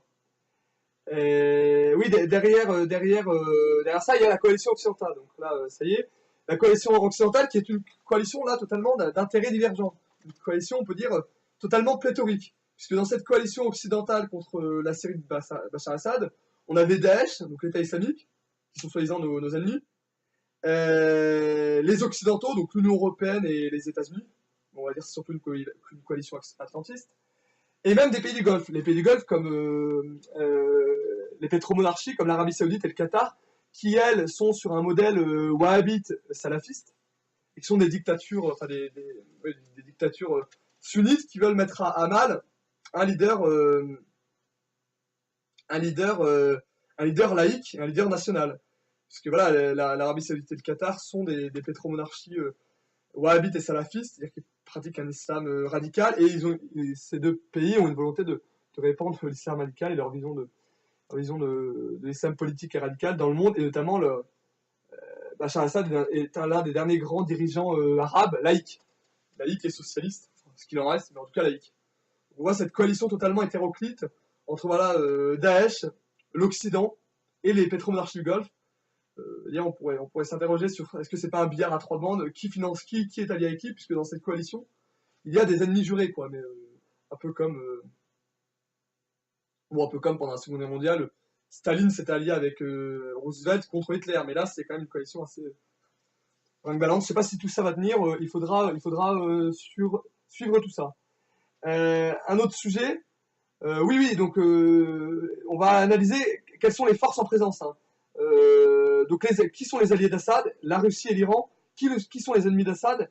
Les États-Unis, l'Union européenne, l'Arabie saoudite, la Turquie et même Israël. Donc d'abord, qui sont les alliés de Bachar al-Assad? Donc ce sont principalement la Russie et l'Iran. Donc la Russie parce que, comme chacun sait, mais je vais en reparler après, la Russie, comme chacun sait, a une... la Syrie pour la Russie est un enjeu stratégique puisque la Russie a une débouchée maritime et a une base à Tartous, une base navale et militaire à Tartous en Syrie. Donc la Russie a des intérêts stratégiques et surtout veut contaminer, veut endiguer l'islamisme, notamment Daesh, à travers un allié qui serait Bachar al-Assad. Donc ça c'est pour la Russie, qui a des intérêts géostratégiques dans la région pour son pays et pour notamment lutter contre un islamisme qui se répandrait dans la sphère eurasiatique, dans le Caucase, qui pourrait toucher la Russie. L'Iran, bien évidemment, l'Iran chiite allié avec Bachar al-Assad, puisque Assad est un alaouite. Les alaouites sont une branche minoritaire du chiisme. Donc là, on a une grande alliance, un grand arc chiite contre les ennemis tous azimuts, donc l'Union européenne, enfin l'Occident en général, porté par les États-Unis et leur guerre contre la terreur et les dictateurs, mais aussi les pays du Golfe, comme l'Arabie Saoudite et le Qatar, qui eux sont sur un logiciel sunnite, wahhabite, qui veulent donc renverser un dirigeant laïque. Là, on n'est même pas sur une guerre de religion, on est sur une guerre de moderne contre des réacs un peu. Et la Turquie, bien évidemment, qui mène un trouble jeu, on peut dire, c'est le moins qu'on puisse dire, un trouble jeu dans cet équilibre déjà précaire, puisque la Turquie, dès le début de la guerre, a déclaré la guerre à Bachar al-Assad, s'est rangée du côté de la coalition occidentale contre Bachar al-Assad, et notamment en laissant passer par son pays, par la Turquie, en laissant passer des djihadistes de Daesh. Donc la Turquie joue totalement double jeu. Ça, c'était pour les forces en présence. Donc on voit qu'on a des alliés, des ennemis de Assad, parce que là, je parle bien évidemment d'Assad, qui tient malgré tout.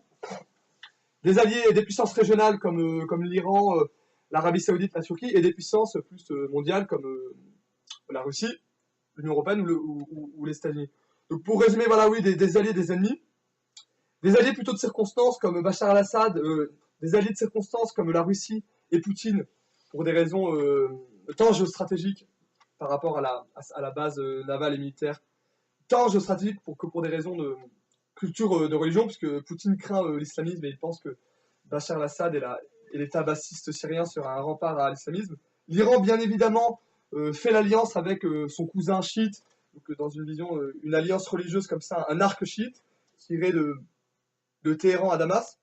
Et en face, des ennemis, l'Occident démocratique et droit de l'homiste, l'Arabie Saoudite qui mène une guerre à tous les pays laïcs et non alignés sur sa vision wahhabite de l'islam. Et enfin, la Turquie qui joue double jeu, trouble jeu à la fois combattre les terroristes et à la fois armer les terroristes pour lutter contre Bachar al-Assad. Voilà pour les forces en présence ce qu'on peut en dire.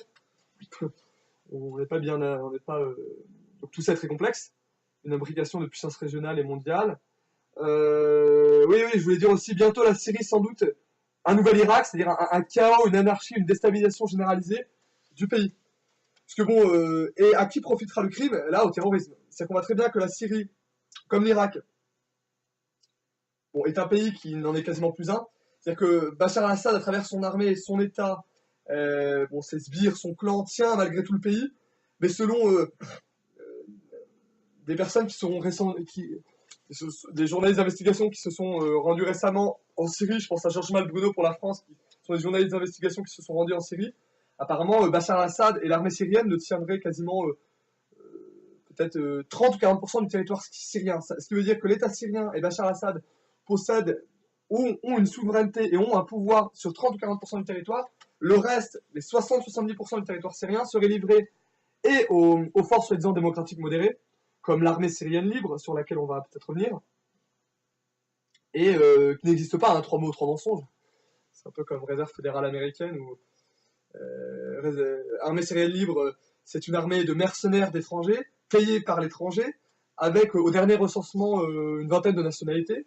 Et ce n'est pas une armée, puisque c'est une armée de mercenaires.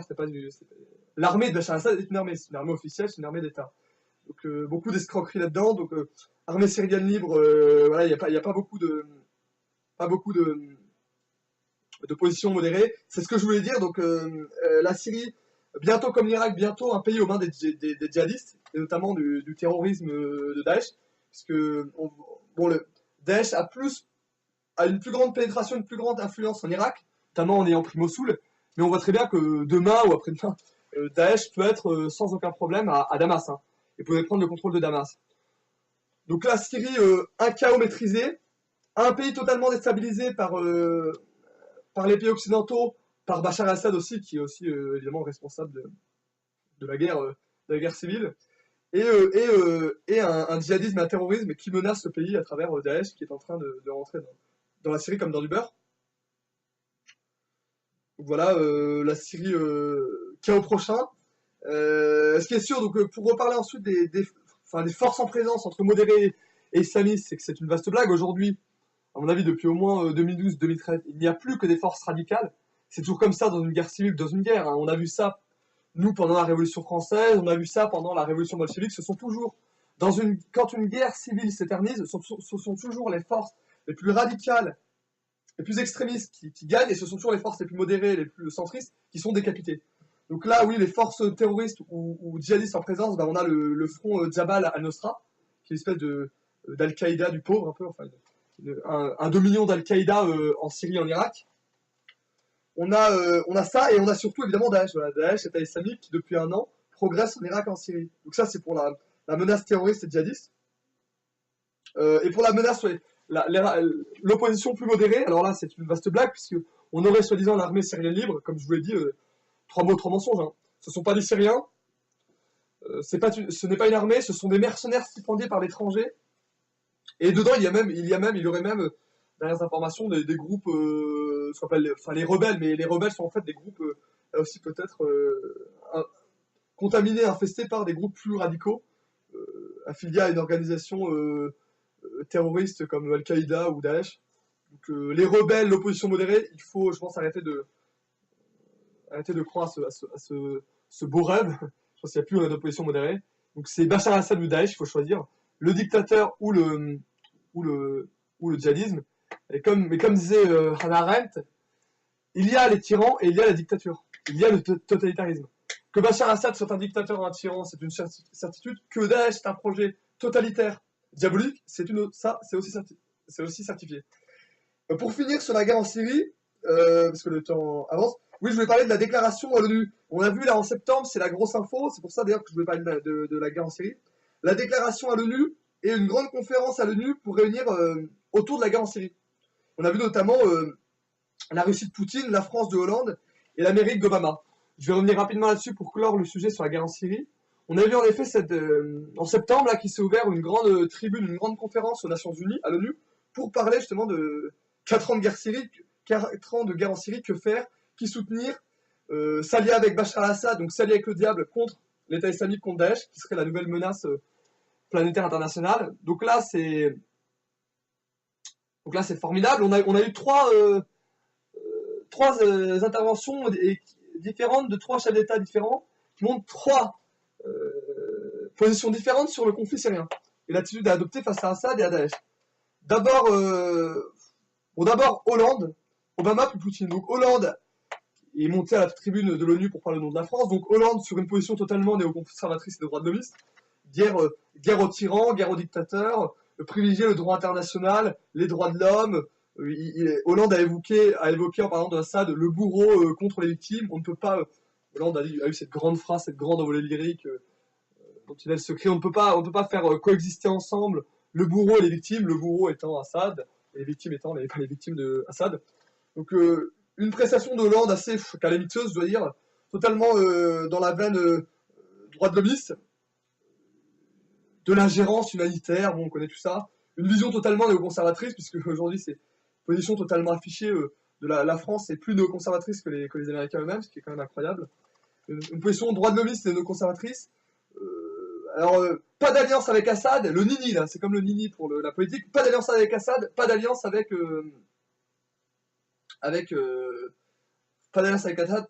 l'État islamique, ni l'un ni l'autre.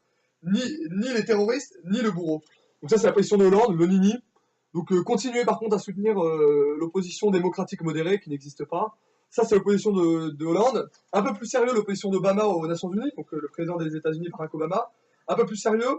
Donc une critique là aussi massive du dictateur, donc là aussi néoconservateur, droits de l'homme, critique des tyrans, des dictateurs, des bourreaux. Donc Assad n'a pas été évidemment invité, vous vous en doutez, Assad n'a pas été invité à l'ONU. Il y a une délégation de l'armée syrienne libre et de la rébellion démocratique. Assad n'était pas à l'ONU. Bon, Obama un peu moins dur et un peu moins intransigeant quant à la main tendue à Assad, et beaucoup plus une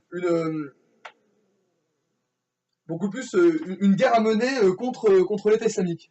Obama, lui, aujourd'hui, mène une guerre à nouveau contre le terrorisme et contre Daesh, et considère que la menace première et primale au Moyen-Orient et en Syrie, c'est Daesh, c'est la déstabilisation du djihadisme et plus la Syrie de Bachar Assad.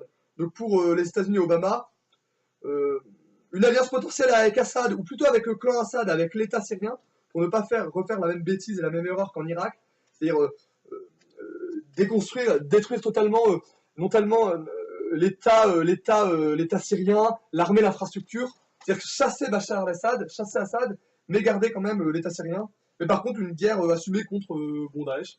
Et la dernière position, pour finir, Poutine. Alors là, plus sérieux, plus viril, plus realpolitique. Poutine est intervenu aux Nations Unies, on a dit, ça faisait une quinzaine d'années ou une dizaine d'années que la Russie et que Poutine n'était pas intervenu à l'ONU, donc c'est une première.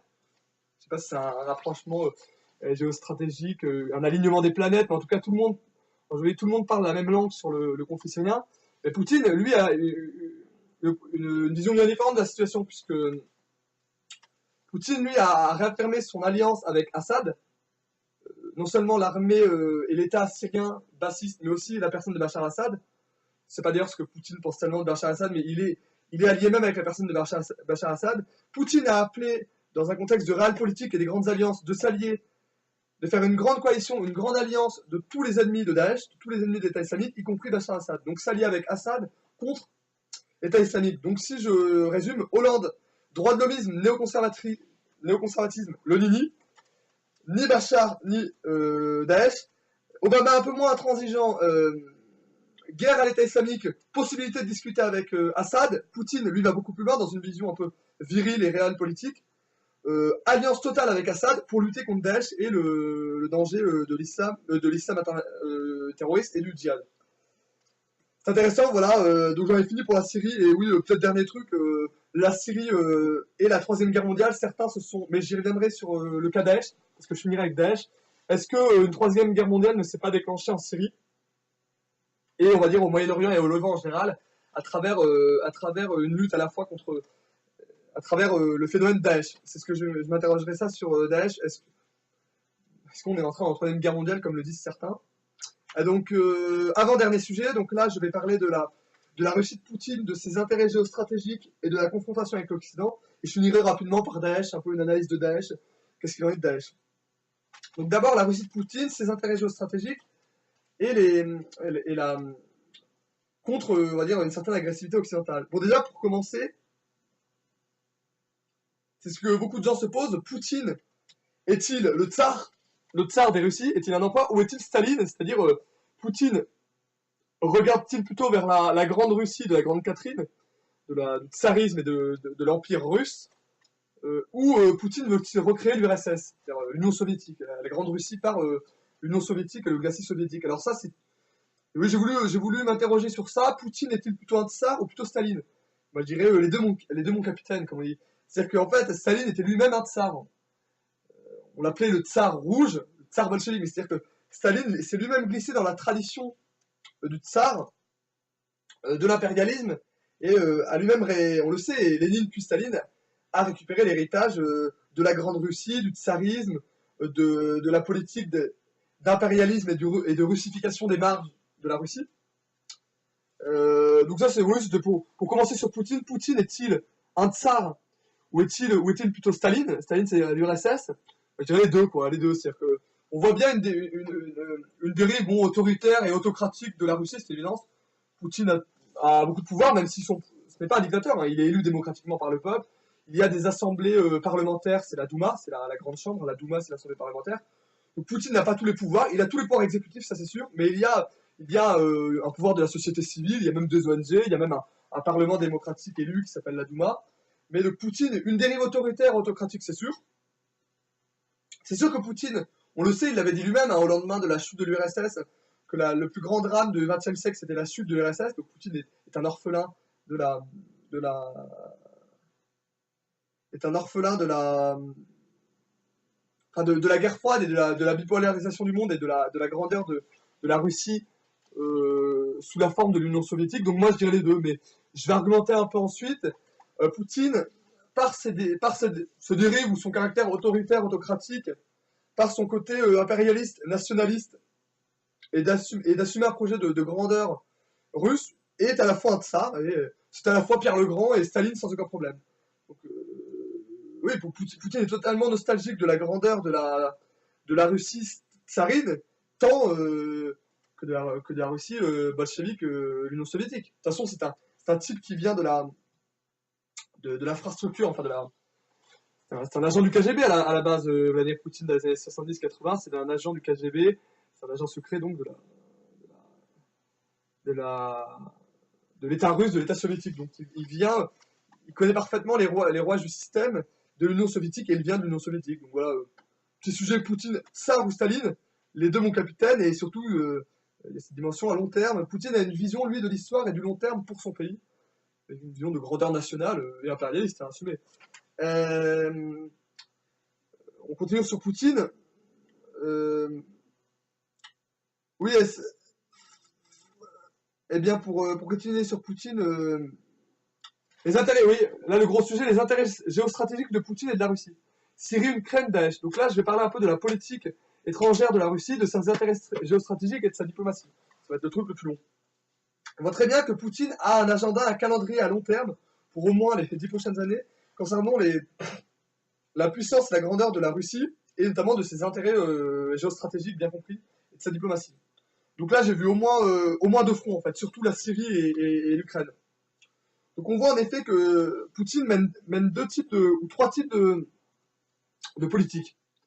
Une politique d'abord en Syrie, parce qu'on a vu son intervention, sa volonté de protéger et de soutenir à tout prix Bachar al-Assad, donc de sauver l'État russe, notamment avec une vision ses intérêts géostratégiques et économiques de la base navale et militaire de Tartous. Donc ça c'est la géopolitique, on va dire, de Poutine au Moyen-Orient, notamment à travers la Syrie. Parce que vous savez qu'il y a une pénétration très importante de la Russie en Syrie depuis toujours. Cette pénétration, elle remonte à la guerre froide déjà, à l'époque du père de Bachar al-Assad, Hafez al-Assad. La Russie était un allié traditionnel de la Syrie. La Russie et la Syrie, c'est un peu comme la France et le Liban, quoi. C'est des alliés historiques traditionnels, déjà au temps de la guerre froide et même avant, mais si on remonte à la guerre froide des années 70, la Russie était un allié historique traditionnel et naturel presque de la Syrie.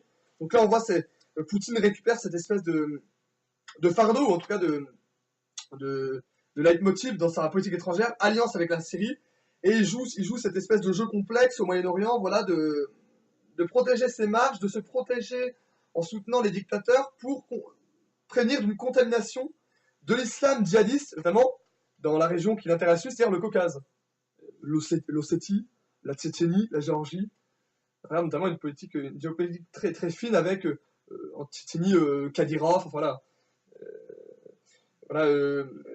Donc une intervention et une alliance assumée avec la Syrie notamment pour des intérêts géostratégiques, l'accès des mers chaudes, l'accès à la Méditerranée, l'accès aux mers chaudes, c'est le projet russe, c'est l'accès à la Méditerranée, l'accès aux mers chaudes depuis Pierre le Grand, et surtout stabiliser la zone et la région du Moyen-Orient pour qu'il n'y ait pas de contamination djihadiste et terroriste vers la Russie, c'est-à-dire notamment en Tchétchénie et dans le Caucase.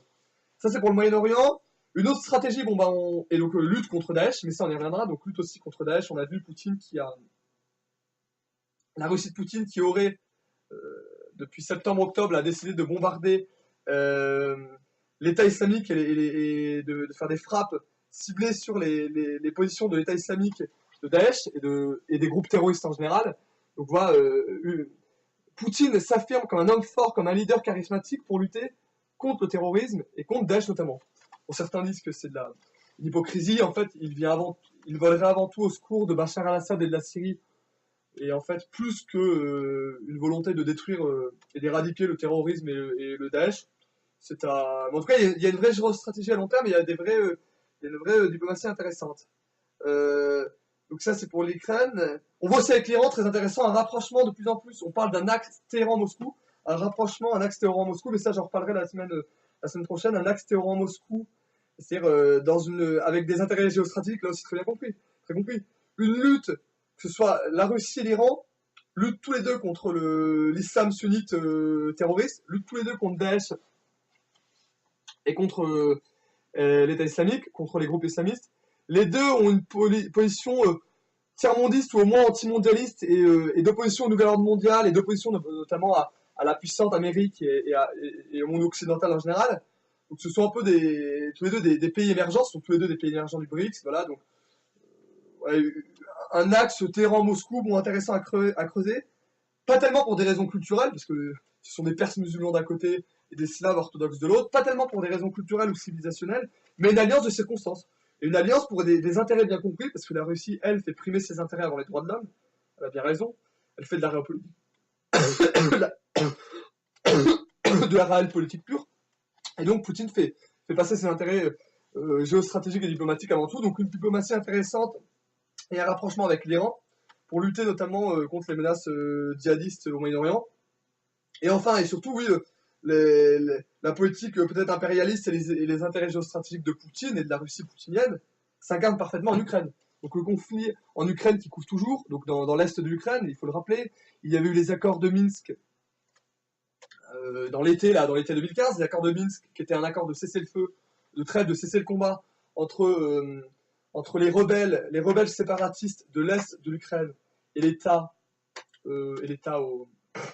central de l'Ukraine avec son président là, c'est pas c'est Yanukovych, c'est pas Yanukovych, c'est l'autre, Poroshenko. Donc là, le conflit est larvé en Ukraine et notamment dans la partie est de l'Ukraine. Je vais pas revenir sur ce conflit, hein, mais c'est pour montrer l'implication et l'importance de la géopolitique et de la géostratégie de Poutine dans le monde. Donc évidemment, là, Poutine, là, c'est les marches de Poutine, ce qu'on appelle l'étranger proche. L'étranger proche, c'est-à-dire l'Ukraine, les pays baltes, etc. Les ex-pays satellites de l'Union soviétique. Là aussi, on voit la géopolitique et la géostratégie à long terme d'un Poutine assez impérialiste, il faut bien le dire, hein, dans son étranger proche, ce qu'il considère être sa chasse gardée, un peu comme l'Amérique du Sud, l'Amérique latine est la chasse gardée des Américains. L'étranger proche, c'est-à-dire l'Ukraine, les pays baltes, serait la chasse gardée de la Russie et des intérêts de la Russie poutinienne. Bon, moi je n'ai pas d'avis, hein, je suis français, mais j'essaie de décrypter ça avec, ça me semble pas totalement délirant. Voilà ce qu'on pouvait, voilà pour la géostratégie. Donc la guerre couvre en Ukraine, dans l'est de l'Ukraine. On se demande, on aurait vu un déploiement d'armes, de chars au sol, d'armes et de soldats russes en Ukraine, c'est pas du tout impossible.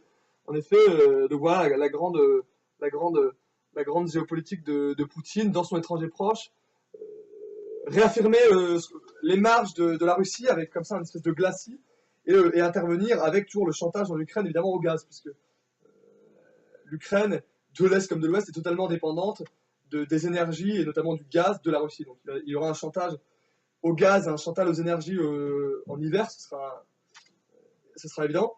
Et donc pour voir les intérêts géostratégiques de la Syrie, de l'Ukraine, de la Russie, notamment en Ukraine.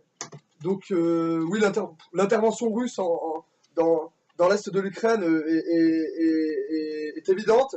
Moi, je pense qu'il y a un déploiement réel des forces armées et des soldats russes en Ukraine. Mais bon, après, est-ce qu'il y a un conflit plus important qui couvre dans l'est de l'Ukraine? Je ne sais pas. Donc, pour résumer, Poutine et les intérêts géostratégiques de la Russie, donc une intervention et une ingérence massive au Moyen-Orient par rapport à une alliance avec l'Iran, une alliance avec Assad pour lutter contre le terrorisme et Daesh, pour se prémunir lui-même du terrorisme dans le Caucase. Et l'autre facteur, évidemment, la politique étrangère traditionnelle de la Russie, qui est son étranger proche, l'Ukraine. Bon, malgré les accords de Minsk de l'été 2015, il n'y a pas vraiment de cessez-le-feu. Il y a toujours les rebelles les rebelles pro-russes qui se battent dans l'est de l'Ukraine contre le gouvernement central, soi-disant démocratiquement élu de Poroshenko. Ces rebelles donc, qui sont affichés pro-russes, et bon, je vais pas rappeler tout ce qui s'est passé, mais il y a eu des sécessions, il y a eu donc dans la région du Donbass avec des régions, des provinces comme Lugansk, comme Donetsk, avec la République populaire de Donetsk, donc des trucs sur lesquels il faudra plancher, mais voilà, oui, Poutine a un vrai agenda, un vrai calendrier de ses intérêts géostratégiques dans la région et dans le monde. Alors là, c'est un autre sujet. Pour continuer, oui, donc j'en ai déjà parlé, mais de la tribune de Poutine à l'ONU. Bon, j'en ai déjà parlé, mais voilà, je vais pas redire ce que j'ai déjà dit précédemment, mais on voit très bien que la tribune et le plaidoyer de Poutine à l'ONU en faveur de la Syrie et de l'alliance avec Assad prouve que la Russie, ça y est, on le savait déjà, mais la Russie est redevenue une grande puissance internationale qui compte, dans les organisations internationales, mais c'est vraiment redevenu une grande puissance internationale. Là, on a bien vu que celle qui donnait le là pour la géostratégie, pour la géopolitique à long terme, c'était la Russie. Donc à travers le plaidoyer de Poutine à l'ONU, la Russie, grande puissance internationale, et on se demande comment les Américains vont-ils prendre la chose, puisque les Américains étaient encore dans ce mirage, enfin de moins en moins d'ailleurs, mais de l'unilatéralisme, de la puissance unilatérale, de la puissance des États-Unis dans le monde. Là, c'est en train de changer avec l'émergence des grands émergents comme l'Iran, la Russie, la Chine et l'Inde, par exemple. Multilatéralisme, là c'est évident, le monde est multipolaire, les alliances sont multiples et complexes, et Poutine a fait de la Russie une grande puissance internationale respectée, et voilà, qui s'assoit à la table de toutes les négociations. On a pu le voir, hein, que ce soit sur le dossier du nucléaire iranien, que ce soit sur le dossier de la Syrie, que ce soit sur le dossier hier de la Libye, demain de l'Ukraine, voilà, la Russie, grande puissance internationale. Oui, donc, et là, pour rebondir, y a-t-il une nouvelle guerre froide, soi-disant, entre les États-Unis et la Russie? Alors, je n'en suis pas du tout si sûr, ou alors qui veut cette nouvelle guerre froide? On entend, en effet, depuis quelques mois, il y a une nouvelle guerre froide, un nouveau clash, un nouveau conflit idéologique entre la Russie et les États-Unis. Alors, cette fois, le conflit idéologique entre ces deux grandes puissances ne serait pas comme sous la guerre froide. La guerre froide, vous savez, c'était l'affrontement des deux blocs, la Russie communiste, les États-Unis, le libéralisme, le capitalisme. Aujourd'hui, et d'ailleurs ça va nous permettre de nous pencher un peu plus sur le cas Poutine, la nouvelle guerre froide serait plutôt un affrontement idéologique entre les États-Unis qui incarneraient le camp du bien démocratique, des droits de l'homme, face à Poutine et la Russie poutinienne qui incarnerait plutôt la réelle politique, la brutalité, la force, la violence, l'intolérance, bref, un Poutine monstrueux, quasiment nazi, un croisement entre Hitler et Belzébuth, un Poutine réactionnaire qui n'a pas accepté le nouvel ordre mondial et qui n'a pas accepté ce qu'on appelle la fin de l'histoire. La fin de l'histoire, c'est-à-dire la fin des affrontements, la fin des conflits, la fin des idéologies pour aller vers ce qu'on appelle le nouvel ordre mondial, le gouvernement mondial, la démocratie généralisée, la puissance états-unienne qui impose, grâce à son économie, grâce à son armée, qui impose sa loi un peu partout dans le monde. Donc oui, une nouvelle guerre froide, moi il me semble que c'est intéressant de se poser la question, entre les États-Unis et la Russie, mais qui serait d'un tout nouvel ordre. Plus communisme contre libéralisme, qui était un conflit strictement circonscrit à la guerre froide et à un conflit idéologique, mais un conflit beaucoup plus, entre, même je dirais l'Occident plutôt que la guerre froide, un conflit Occident-Russie. Voilà, l'Occident incarnant le camp du bien, de la démocratie, des droits de l'homme, et Poutine incarnant le camp de la guerre, entre guillemets, de la guerre, de la réaction, des valeurs traditionnelles, de la brutalité, de la force. C'est-à-dire que, voilà, Poutine, un homme plutôt du XIXe siècle, comme disait Bismarck, hein, la force prime le droit. Poutine, un homme du XIXe siècle, quand les Occidentaux et les États-Unis sont plutôt des puissances du XXe, XXIe siècle, qui parlent de consensus, de négociation, de droit international. Et cette nouvelle guerre froide, j'en parle parce qu'elle se vérifie notamment avec tous les conflits. On voit très bien que ce soit en Ukraine, en Syrie, sur le dossier iranien, contre Daesh, sur tous ces sujets brûlants de politique et de géostratégie internationale, il y a en fait... c'est un affrontement à venir entre les deux grands, c'est-à-dire la Russie et les États-Unis, avec selon moi quand même des États-Unis qui poussent, des États-Unis à travers Obama, mais pas que Obama, on l'a vu avec les déclarations par exemple d'une Hillary Clinton, des États-Unis qui poussent au clash, c'est une évidence, qui poussent au clash et qui poussent à l'affrontement avec la Russie, toujours dans cette vision les faucons, les néoconservateurs. Hein. Donc voilà pour ça. Euh, oui, après, oui, un autre petit sujet, Poutine, ennemi de l'Occident. Une question, alors ça, c'est un sujet très bref. Oui, voilà. Moi, je dirais pas tellement Poutine, ennemi de l'Occident, ennemi de l'Europe. Il ne me semble pas.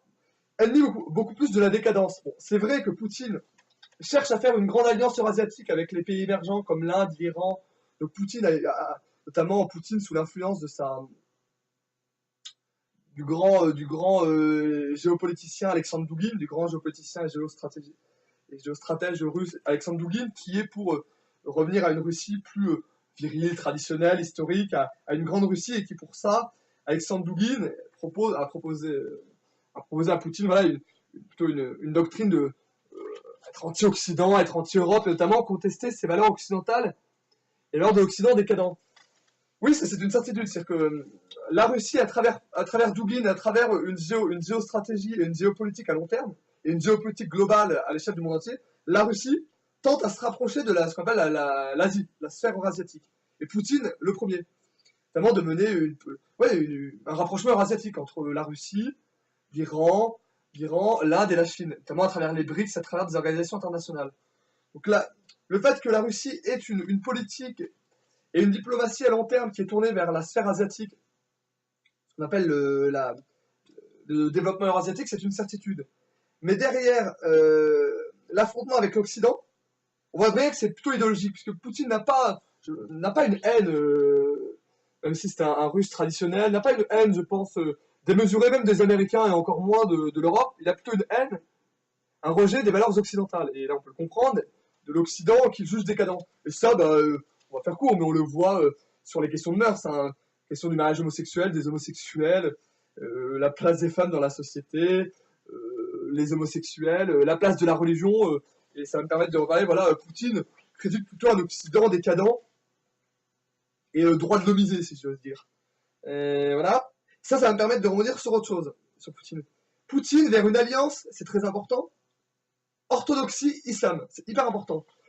En effet, je vous ai parlé de l'alliance avec l'Iran et la Syrie au Moyen-Orient pour lutter contre le djihadisme et Daesh. On voit bien que la Russie mène une politique d'alliance, de circonstances, mais d'alliance très intéressante, d'alliance géostratégique avec des acteurs comme la Syrie de Assad et comme l'Iran, pour lutter contre le terrorisme international qui est d'essence sunnite, terrorisme sunnite, et lutter contre les puissances, les pays qui entretiennent ce terrorisme et l'islamisme. Et c'est notamment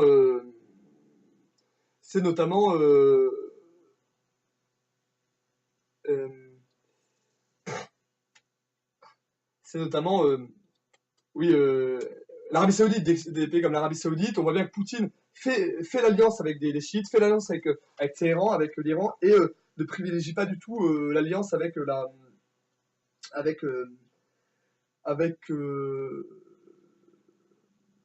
Poutine privilégie l'alliance avec l'Iran et pas avec les pays du Golfe, qui sont des pays sunnites, avec une idéologie wahhabite salafiste, qui ont financé et formé, je dirais, et créé idéologiquement ce monstre de Daesh. C'est un peu le docteur Frankenstein, hein, vous savez, Daesh, c'est la créature qui échappe à son créateur, le monstre qui échappe à son inventeur. Mais bon, le monstre Daesh, c'est beaucoup de choses. Donc on voit, oui, se profiler chez Poutine et dans la Russie, cette Russie de plus en plus traditionnelle, une alliance orthodoxie-islam. Donc déjà, pour lutter contre la contamination et la pénétration du djihadisme et du terrorisme à l'est de la Russie, enfin dans le Caucase, notamment en Tchétchénie, en Géorgie. Et cette lutte contre le djihadisme et le terrorisme islamiste passe par une alliance orthodoxe-islam. C'est-à-dire qu'on voit très bien que depuis quelques mois, Poutine propose une alliance avec le pape de Russie, parce que vous savez très bien que la Russie et Moscou est la capitale depuis longtemps avec la Grèce, mais Moscou est la grande capitale de la chrétienté orthodoxe, lors du grand schisme de 1052 en Europe. Mais la Russie est le pays de la chrétienté orthodoxe, des Slaves orthodoxes et de la chrétienté orthodoxe. Moscou est la capitale de la chrétienté et de l'orthodoxie. Et donc Poutine, on l'a bien vu, propose un rapprochement et une alliance avec le pape, c'est le pape des orthodoxes, le pape, c'est le chef de l'église orthodoxe mondiale. Donc c'est l'équivalent du pape et il est russe. Il est à Moscou. Et c'est d'autant plus intéressant que Poutine, vient du KGB, c'est un agent soviétique, donc vient de l'Union soviétique. Donc, il a connu les affres de la chute de l'URSS et de l'ère Yeltsin, de la destruction de la Russie, du dépeçage de la Russie. Et là, il nous propose, dans une stratégie de grandeur et de puissance russe, aussi une révolution spirituelle et morale. C'est une certitude. C'est-à-dire que la Russie, pendant 70 ans, pendant 80 ans, a été sous la coupe, d'époque plus ou moins radicale, mais depuis 1917 jusqu'en 1991, a été sous la domination de l'Union soviétique, de l'URSS. Donc anti-religieux, athée, anti-chrétien. Et là, Poutine nous propose, comme il est très malin et très intelligent, il propose une alliance avec le pape, c'est-à-dire le chef de l'église orthodoxe. Et en général, Poutine propose une alliance avec l'église orthodoxe et avec toutes les valeurs et la morale traditionnelle que cela porte. D'ailleurs, on en revient sur Poutine, ennemi de l'Occident, ennemi de l'Occident décadent et des christianisés, c'est une certitude. Poutine, je pense que Poutine, c'est comme Henri IV, ou c'est comme Charles Maurras, c'est-à-dire qu'il n'est pas... quand on voit son parcours, ce n'est pas du tout un croyant, un chrétien. Je ne pense même pas qu'il fréquente les églises, mais Poutine pense que la religion, donc la religion chrétienne orthodoxe, est un ferment, est un ciment fédérateur d'unité nationale. Poutine n'est pas du tout quelqu'un de croyant, de religieux, mais il pense, et à mon avis à juste titre, que la religion chrétienne orthodoxe permettra que la Russie soit une plus grande nation et permet surtout une unité ou un semblant d'unité au moins du peuple autour de la question de la religion en tant que phénomène culturel et social, plus que de croyance, la religion en tant que phénomène culturel et social, comme ciment de fédération de la nation russe, donc c'est intéressant. Et là, Poutine propose une alliance dans une vision comme ça, anti-occidentale, anti-progressiste, et une vision traditionnelle, de la Russie traditionnelle, propose un retour à l'orthodoxie, ce qui nous ramène d'ailleurs à Poutine, tsar, oui, puisque le tsarisme avant l'Union soviétique était indissociable de la religion orthodoxe. Le tsar était aussi le chef des croyants après le pape. Donc Poutine propose une grande alliance orthodoxe et aussi une alliance avec l'islam, ce qui est très intéressant, c'est-à-dire que Poutine, en géopolitique internationale, lutte contre Daesh et lutte contre le terrorisme islamique, contre l'islam radical, mais propose aussi, notamment on l'a vu en Tchétchénie avec Kadyrov, mais on l'a vu aussi en Russie parce qu'il y a de fortes minorités islamiques musulmanes, il y a plusieurs dizaines de millions, je crois, ou en tout cas plusieurs millions de musulmans, sunnites d'ailleurs majoritairement, mais plusieurs millions de musulmans sunnites en Russie, et aussi, donc dans une vision totalement nationale et géostratégique, Poutine propose une alliance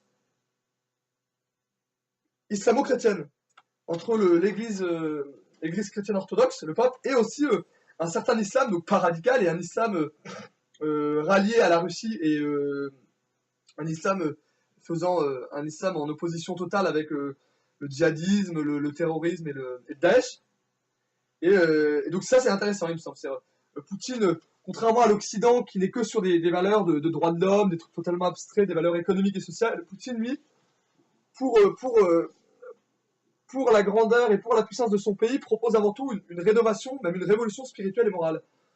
En s'alliant et avec l'église chrétienne orthodoxe, ce qui est pas banal pour un pays qui sort de 80 ans de soviétisme athée, et l'alliance aussi avec le clergé, ou en tout cas les religieux, les dignitaires religieux sunnites et musulmans de ce pays. Notamment dans une vision totalement géostratégique. Il ne faut pas se tromper, Poutine n'est pas pour une société multiculturelle, multiethnique, multiculturelle, il est pour une Russie plutôt traditionnelle, très russe et très chrétienne.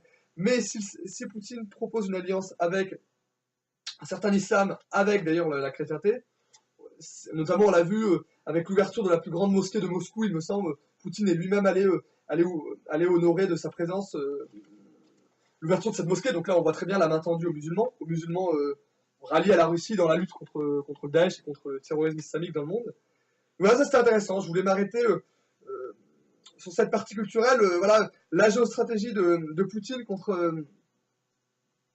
la géostratégie de Poutine, au-delà de Poutine tsar, Poutine empereur, au-delà des intérêts géostratégiques, Poutine propose aussi une véritable, je dirais, politique culturelle de rénovation morale de son pays. C'est-à-dire alliance avec la chrétienté orthodoxe, alliance aussi avec le monde musulman, pour deux choses, et pour endiguer, je dirais, la crise spirituelle spirituelle et la décadence peut-être de son pays, s'allier avec des forces traditionnelles et religieuses, et en même temps lutter aussi, en s'alliant avec un certain islam, lutter contre eh bien, l'islam djihadiste et le terrorisme qui menace directement Poutine dans le Caucase.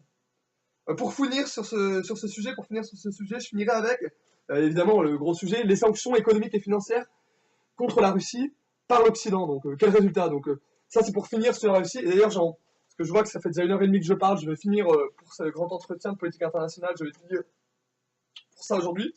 Oui, on voit les sanctions, et je parlerai de Daesh à la fois prochaine. Oui, on voit des sanctions économiques et financières à la fois surtout de l'Union Européenne d'ailleurs et de l'Occident totalement, enfin, qui ont eu leur efficacité. On se rappelle que Poutine avait répondu d'une liste rouge dans l'été où Poutine avait interdit de séjour en Russie certaines personnalités qu'il jugeait néfastes et qui voulaient déstabiliser son pays. On se souvient de Cohn-Bendit, de Bruno Le Roux. Ça, c'était le truc assez drôle. Donc, Poutine, au lendemain des sanctions économiques et financières, Poutine avait contre-attaqué avec une espèce de liste rouge des personnalités. Et Bernard-Henri Lévy, évidemment. Bernard-Henri Lévy, le grand manipulateur et le grand déstabilisateur de la région. Bernard-Henri Lévy, vous savez, c'est comme Attila, hein, partout où il passe, l'herbe ne repousse pas, ou l'herbe repousse moins verte, quoi. C'est un fauteur de guerre permanent. Et Poutine, en tout cas, a concocté cette liste rouge, c'est assez drôle, de personnalités occidentales et européennes jugées indésirables en Russie, parce que totalement alignées sur l'atlantisme le plus conservateur. Mais bref, ce que je voulais faire par là, oui, les sanctions économiques et financières contre la Russie. En tout cas, j'ai parlé surtout ce que ça concerne la Russie. Donc, vous vous rappelez ça avait commencé déjà il y a un an, mais il y a eu une accentuation des sanctions économiques et financières contre la Russie. Bon, on a gelé, par exemple, les avoirs bancaires des grands oligarques russes, des grands dignitaires russes à l'étranger. On a gelé leurs avoirs bancaires et leurs avoirs financiers à l'étranger, notamment dans les banques, dans les paradis fiscaux en Europe, ce qui est assez drôle puisque l'Europe s'attaque aux oligarques russes. En fait, ces oligarques russes profitent avant tout des paradis fiscaux que l'Europe tolère. Donc on voit bien que l'Europe là est totalement incohérente. Elle ferait mieux de lutter contre ses propres démons et ses propres tares. Donc ces sanctions économiques et financières, oui, on a vu aussi donc geler les avoirs bancaires des dignitaires et des oligarques russes. Et surtout, on a notamment la France et d'autres pays, on embargo et boycott de certaines marchandises russes. On n'importe pas certaines marchandises russes, notamment l'agriculture, et on a refusé d'ailleurs la France, notamment, toujours à la pointe du combat anti-russe et à la pointe de le valet des Américains, le caniche de l'atlantisme. La France on a vu avec l'affaire des Mistral, le refus de livrer les Mistral et puis les Rafales, mais aussi les sanctions économiques et financières, oui, ont affecté aussi beaucoup le rouble. Derrière le rouble, la monnaie russe. Donc on a vu une offensive des marchés financiers et de la finance en Russie, pas contre la Russie, contre la monnaie russe qui est un des garants de stabilité de l'économie russe et de la finance russe. Donc là, je vais évoquer derrière ces sanctions économiques et russes de l'Occident et notamment de l'Union européenne contre la Russie, au-delà de le gel des avoirs bancaires, la rupture de certains liens commerciaux, je voulais surtout évoquer l'attaque très violente de la part des marchés financiers et de la finance internationale et de l'Occident, l'attaque très sournoise et très perverse contre le rouble, contre la monnaie russe.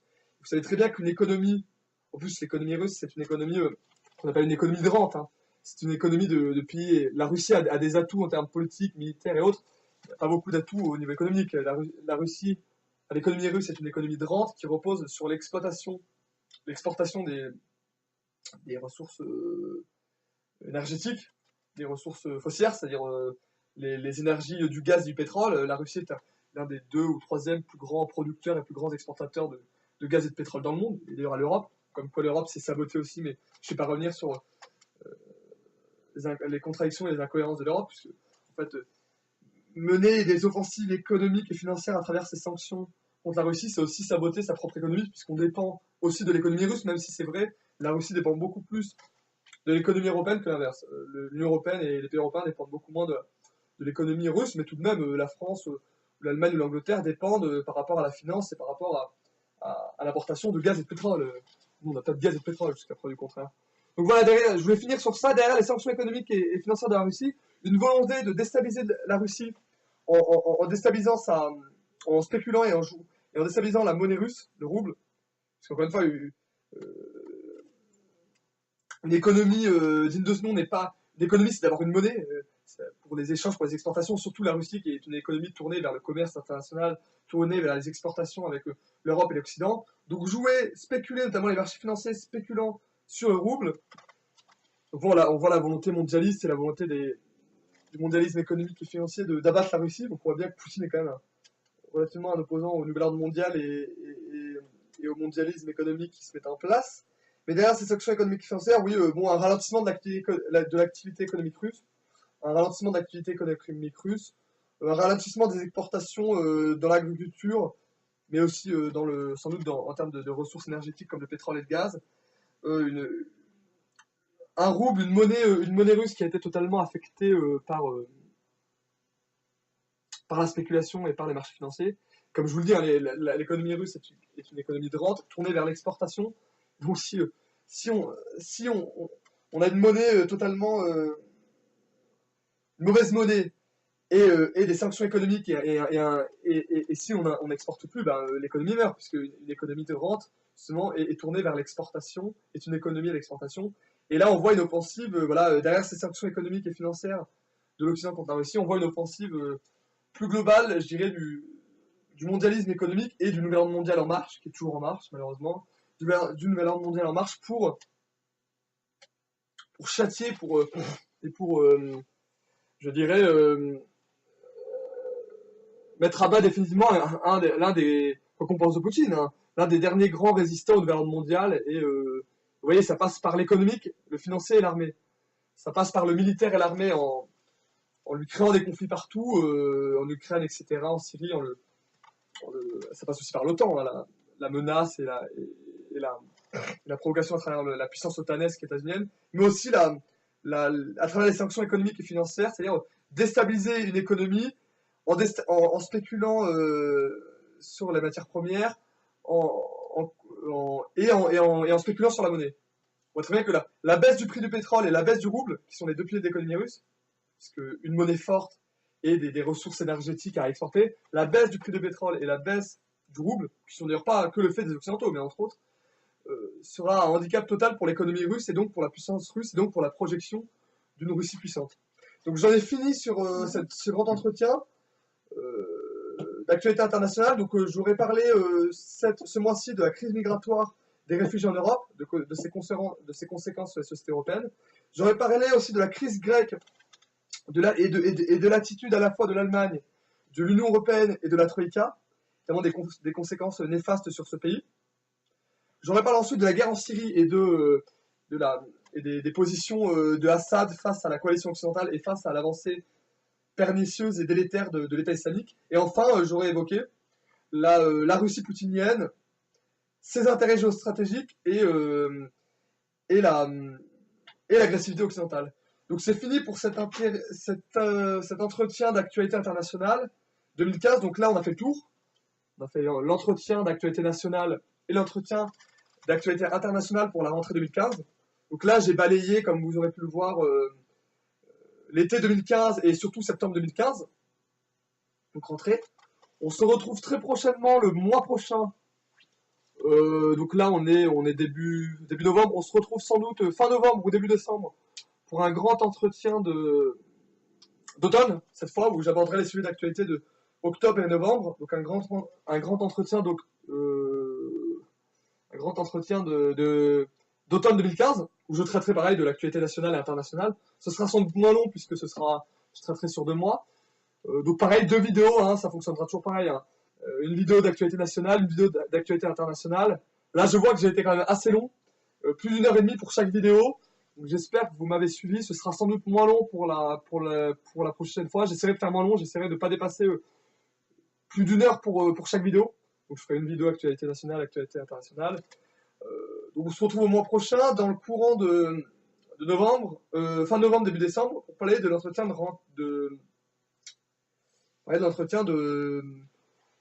d'automne 2015. je peux peut-être vous faire un petit menu hein, au niveau notamment de la politique nationale, au niveau de l'actualité nationale, j'évoquerai la question des élections régionales et ces élections régionales, la position de la gauche, de la droite, du FN. J'évoquerai Michel Onfray, un intellectuel non conformiste persécuté par les médias. J'évoquerai aussi le climat des intellectuels aujourd'hui, c'est-à-dire que comment les intellectuels sont-ils en train plutôt de basculer à droite et l'opposition intellectuelle néo-réac contre la bien-pensance à travers plusieurs exemples. J'évoquerai évidemment aussi les conséquences funestes, enfin les conséquences de la crise migratoire et de la crise des réfugiés en France, par rapport au logement notamment, le travail. J'évoquerai aussi, sans doute, et même sûrement, j'évoquerai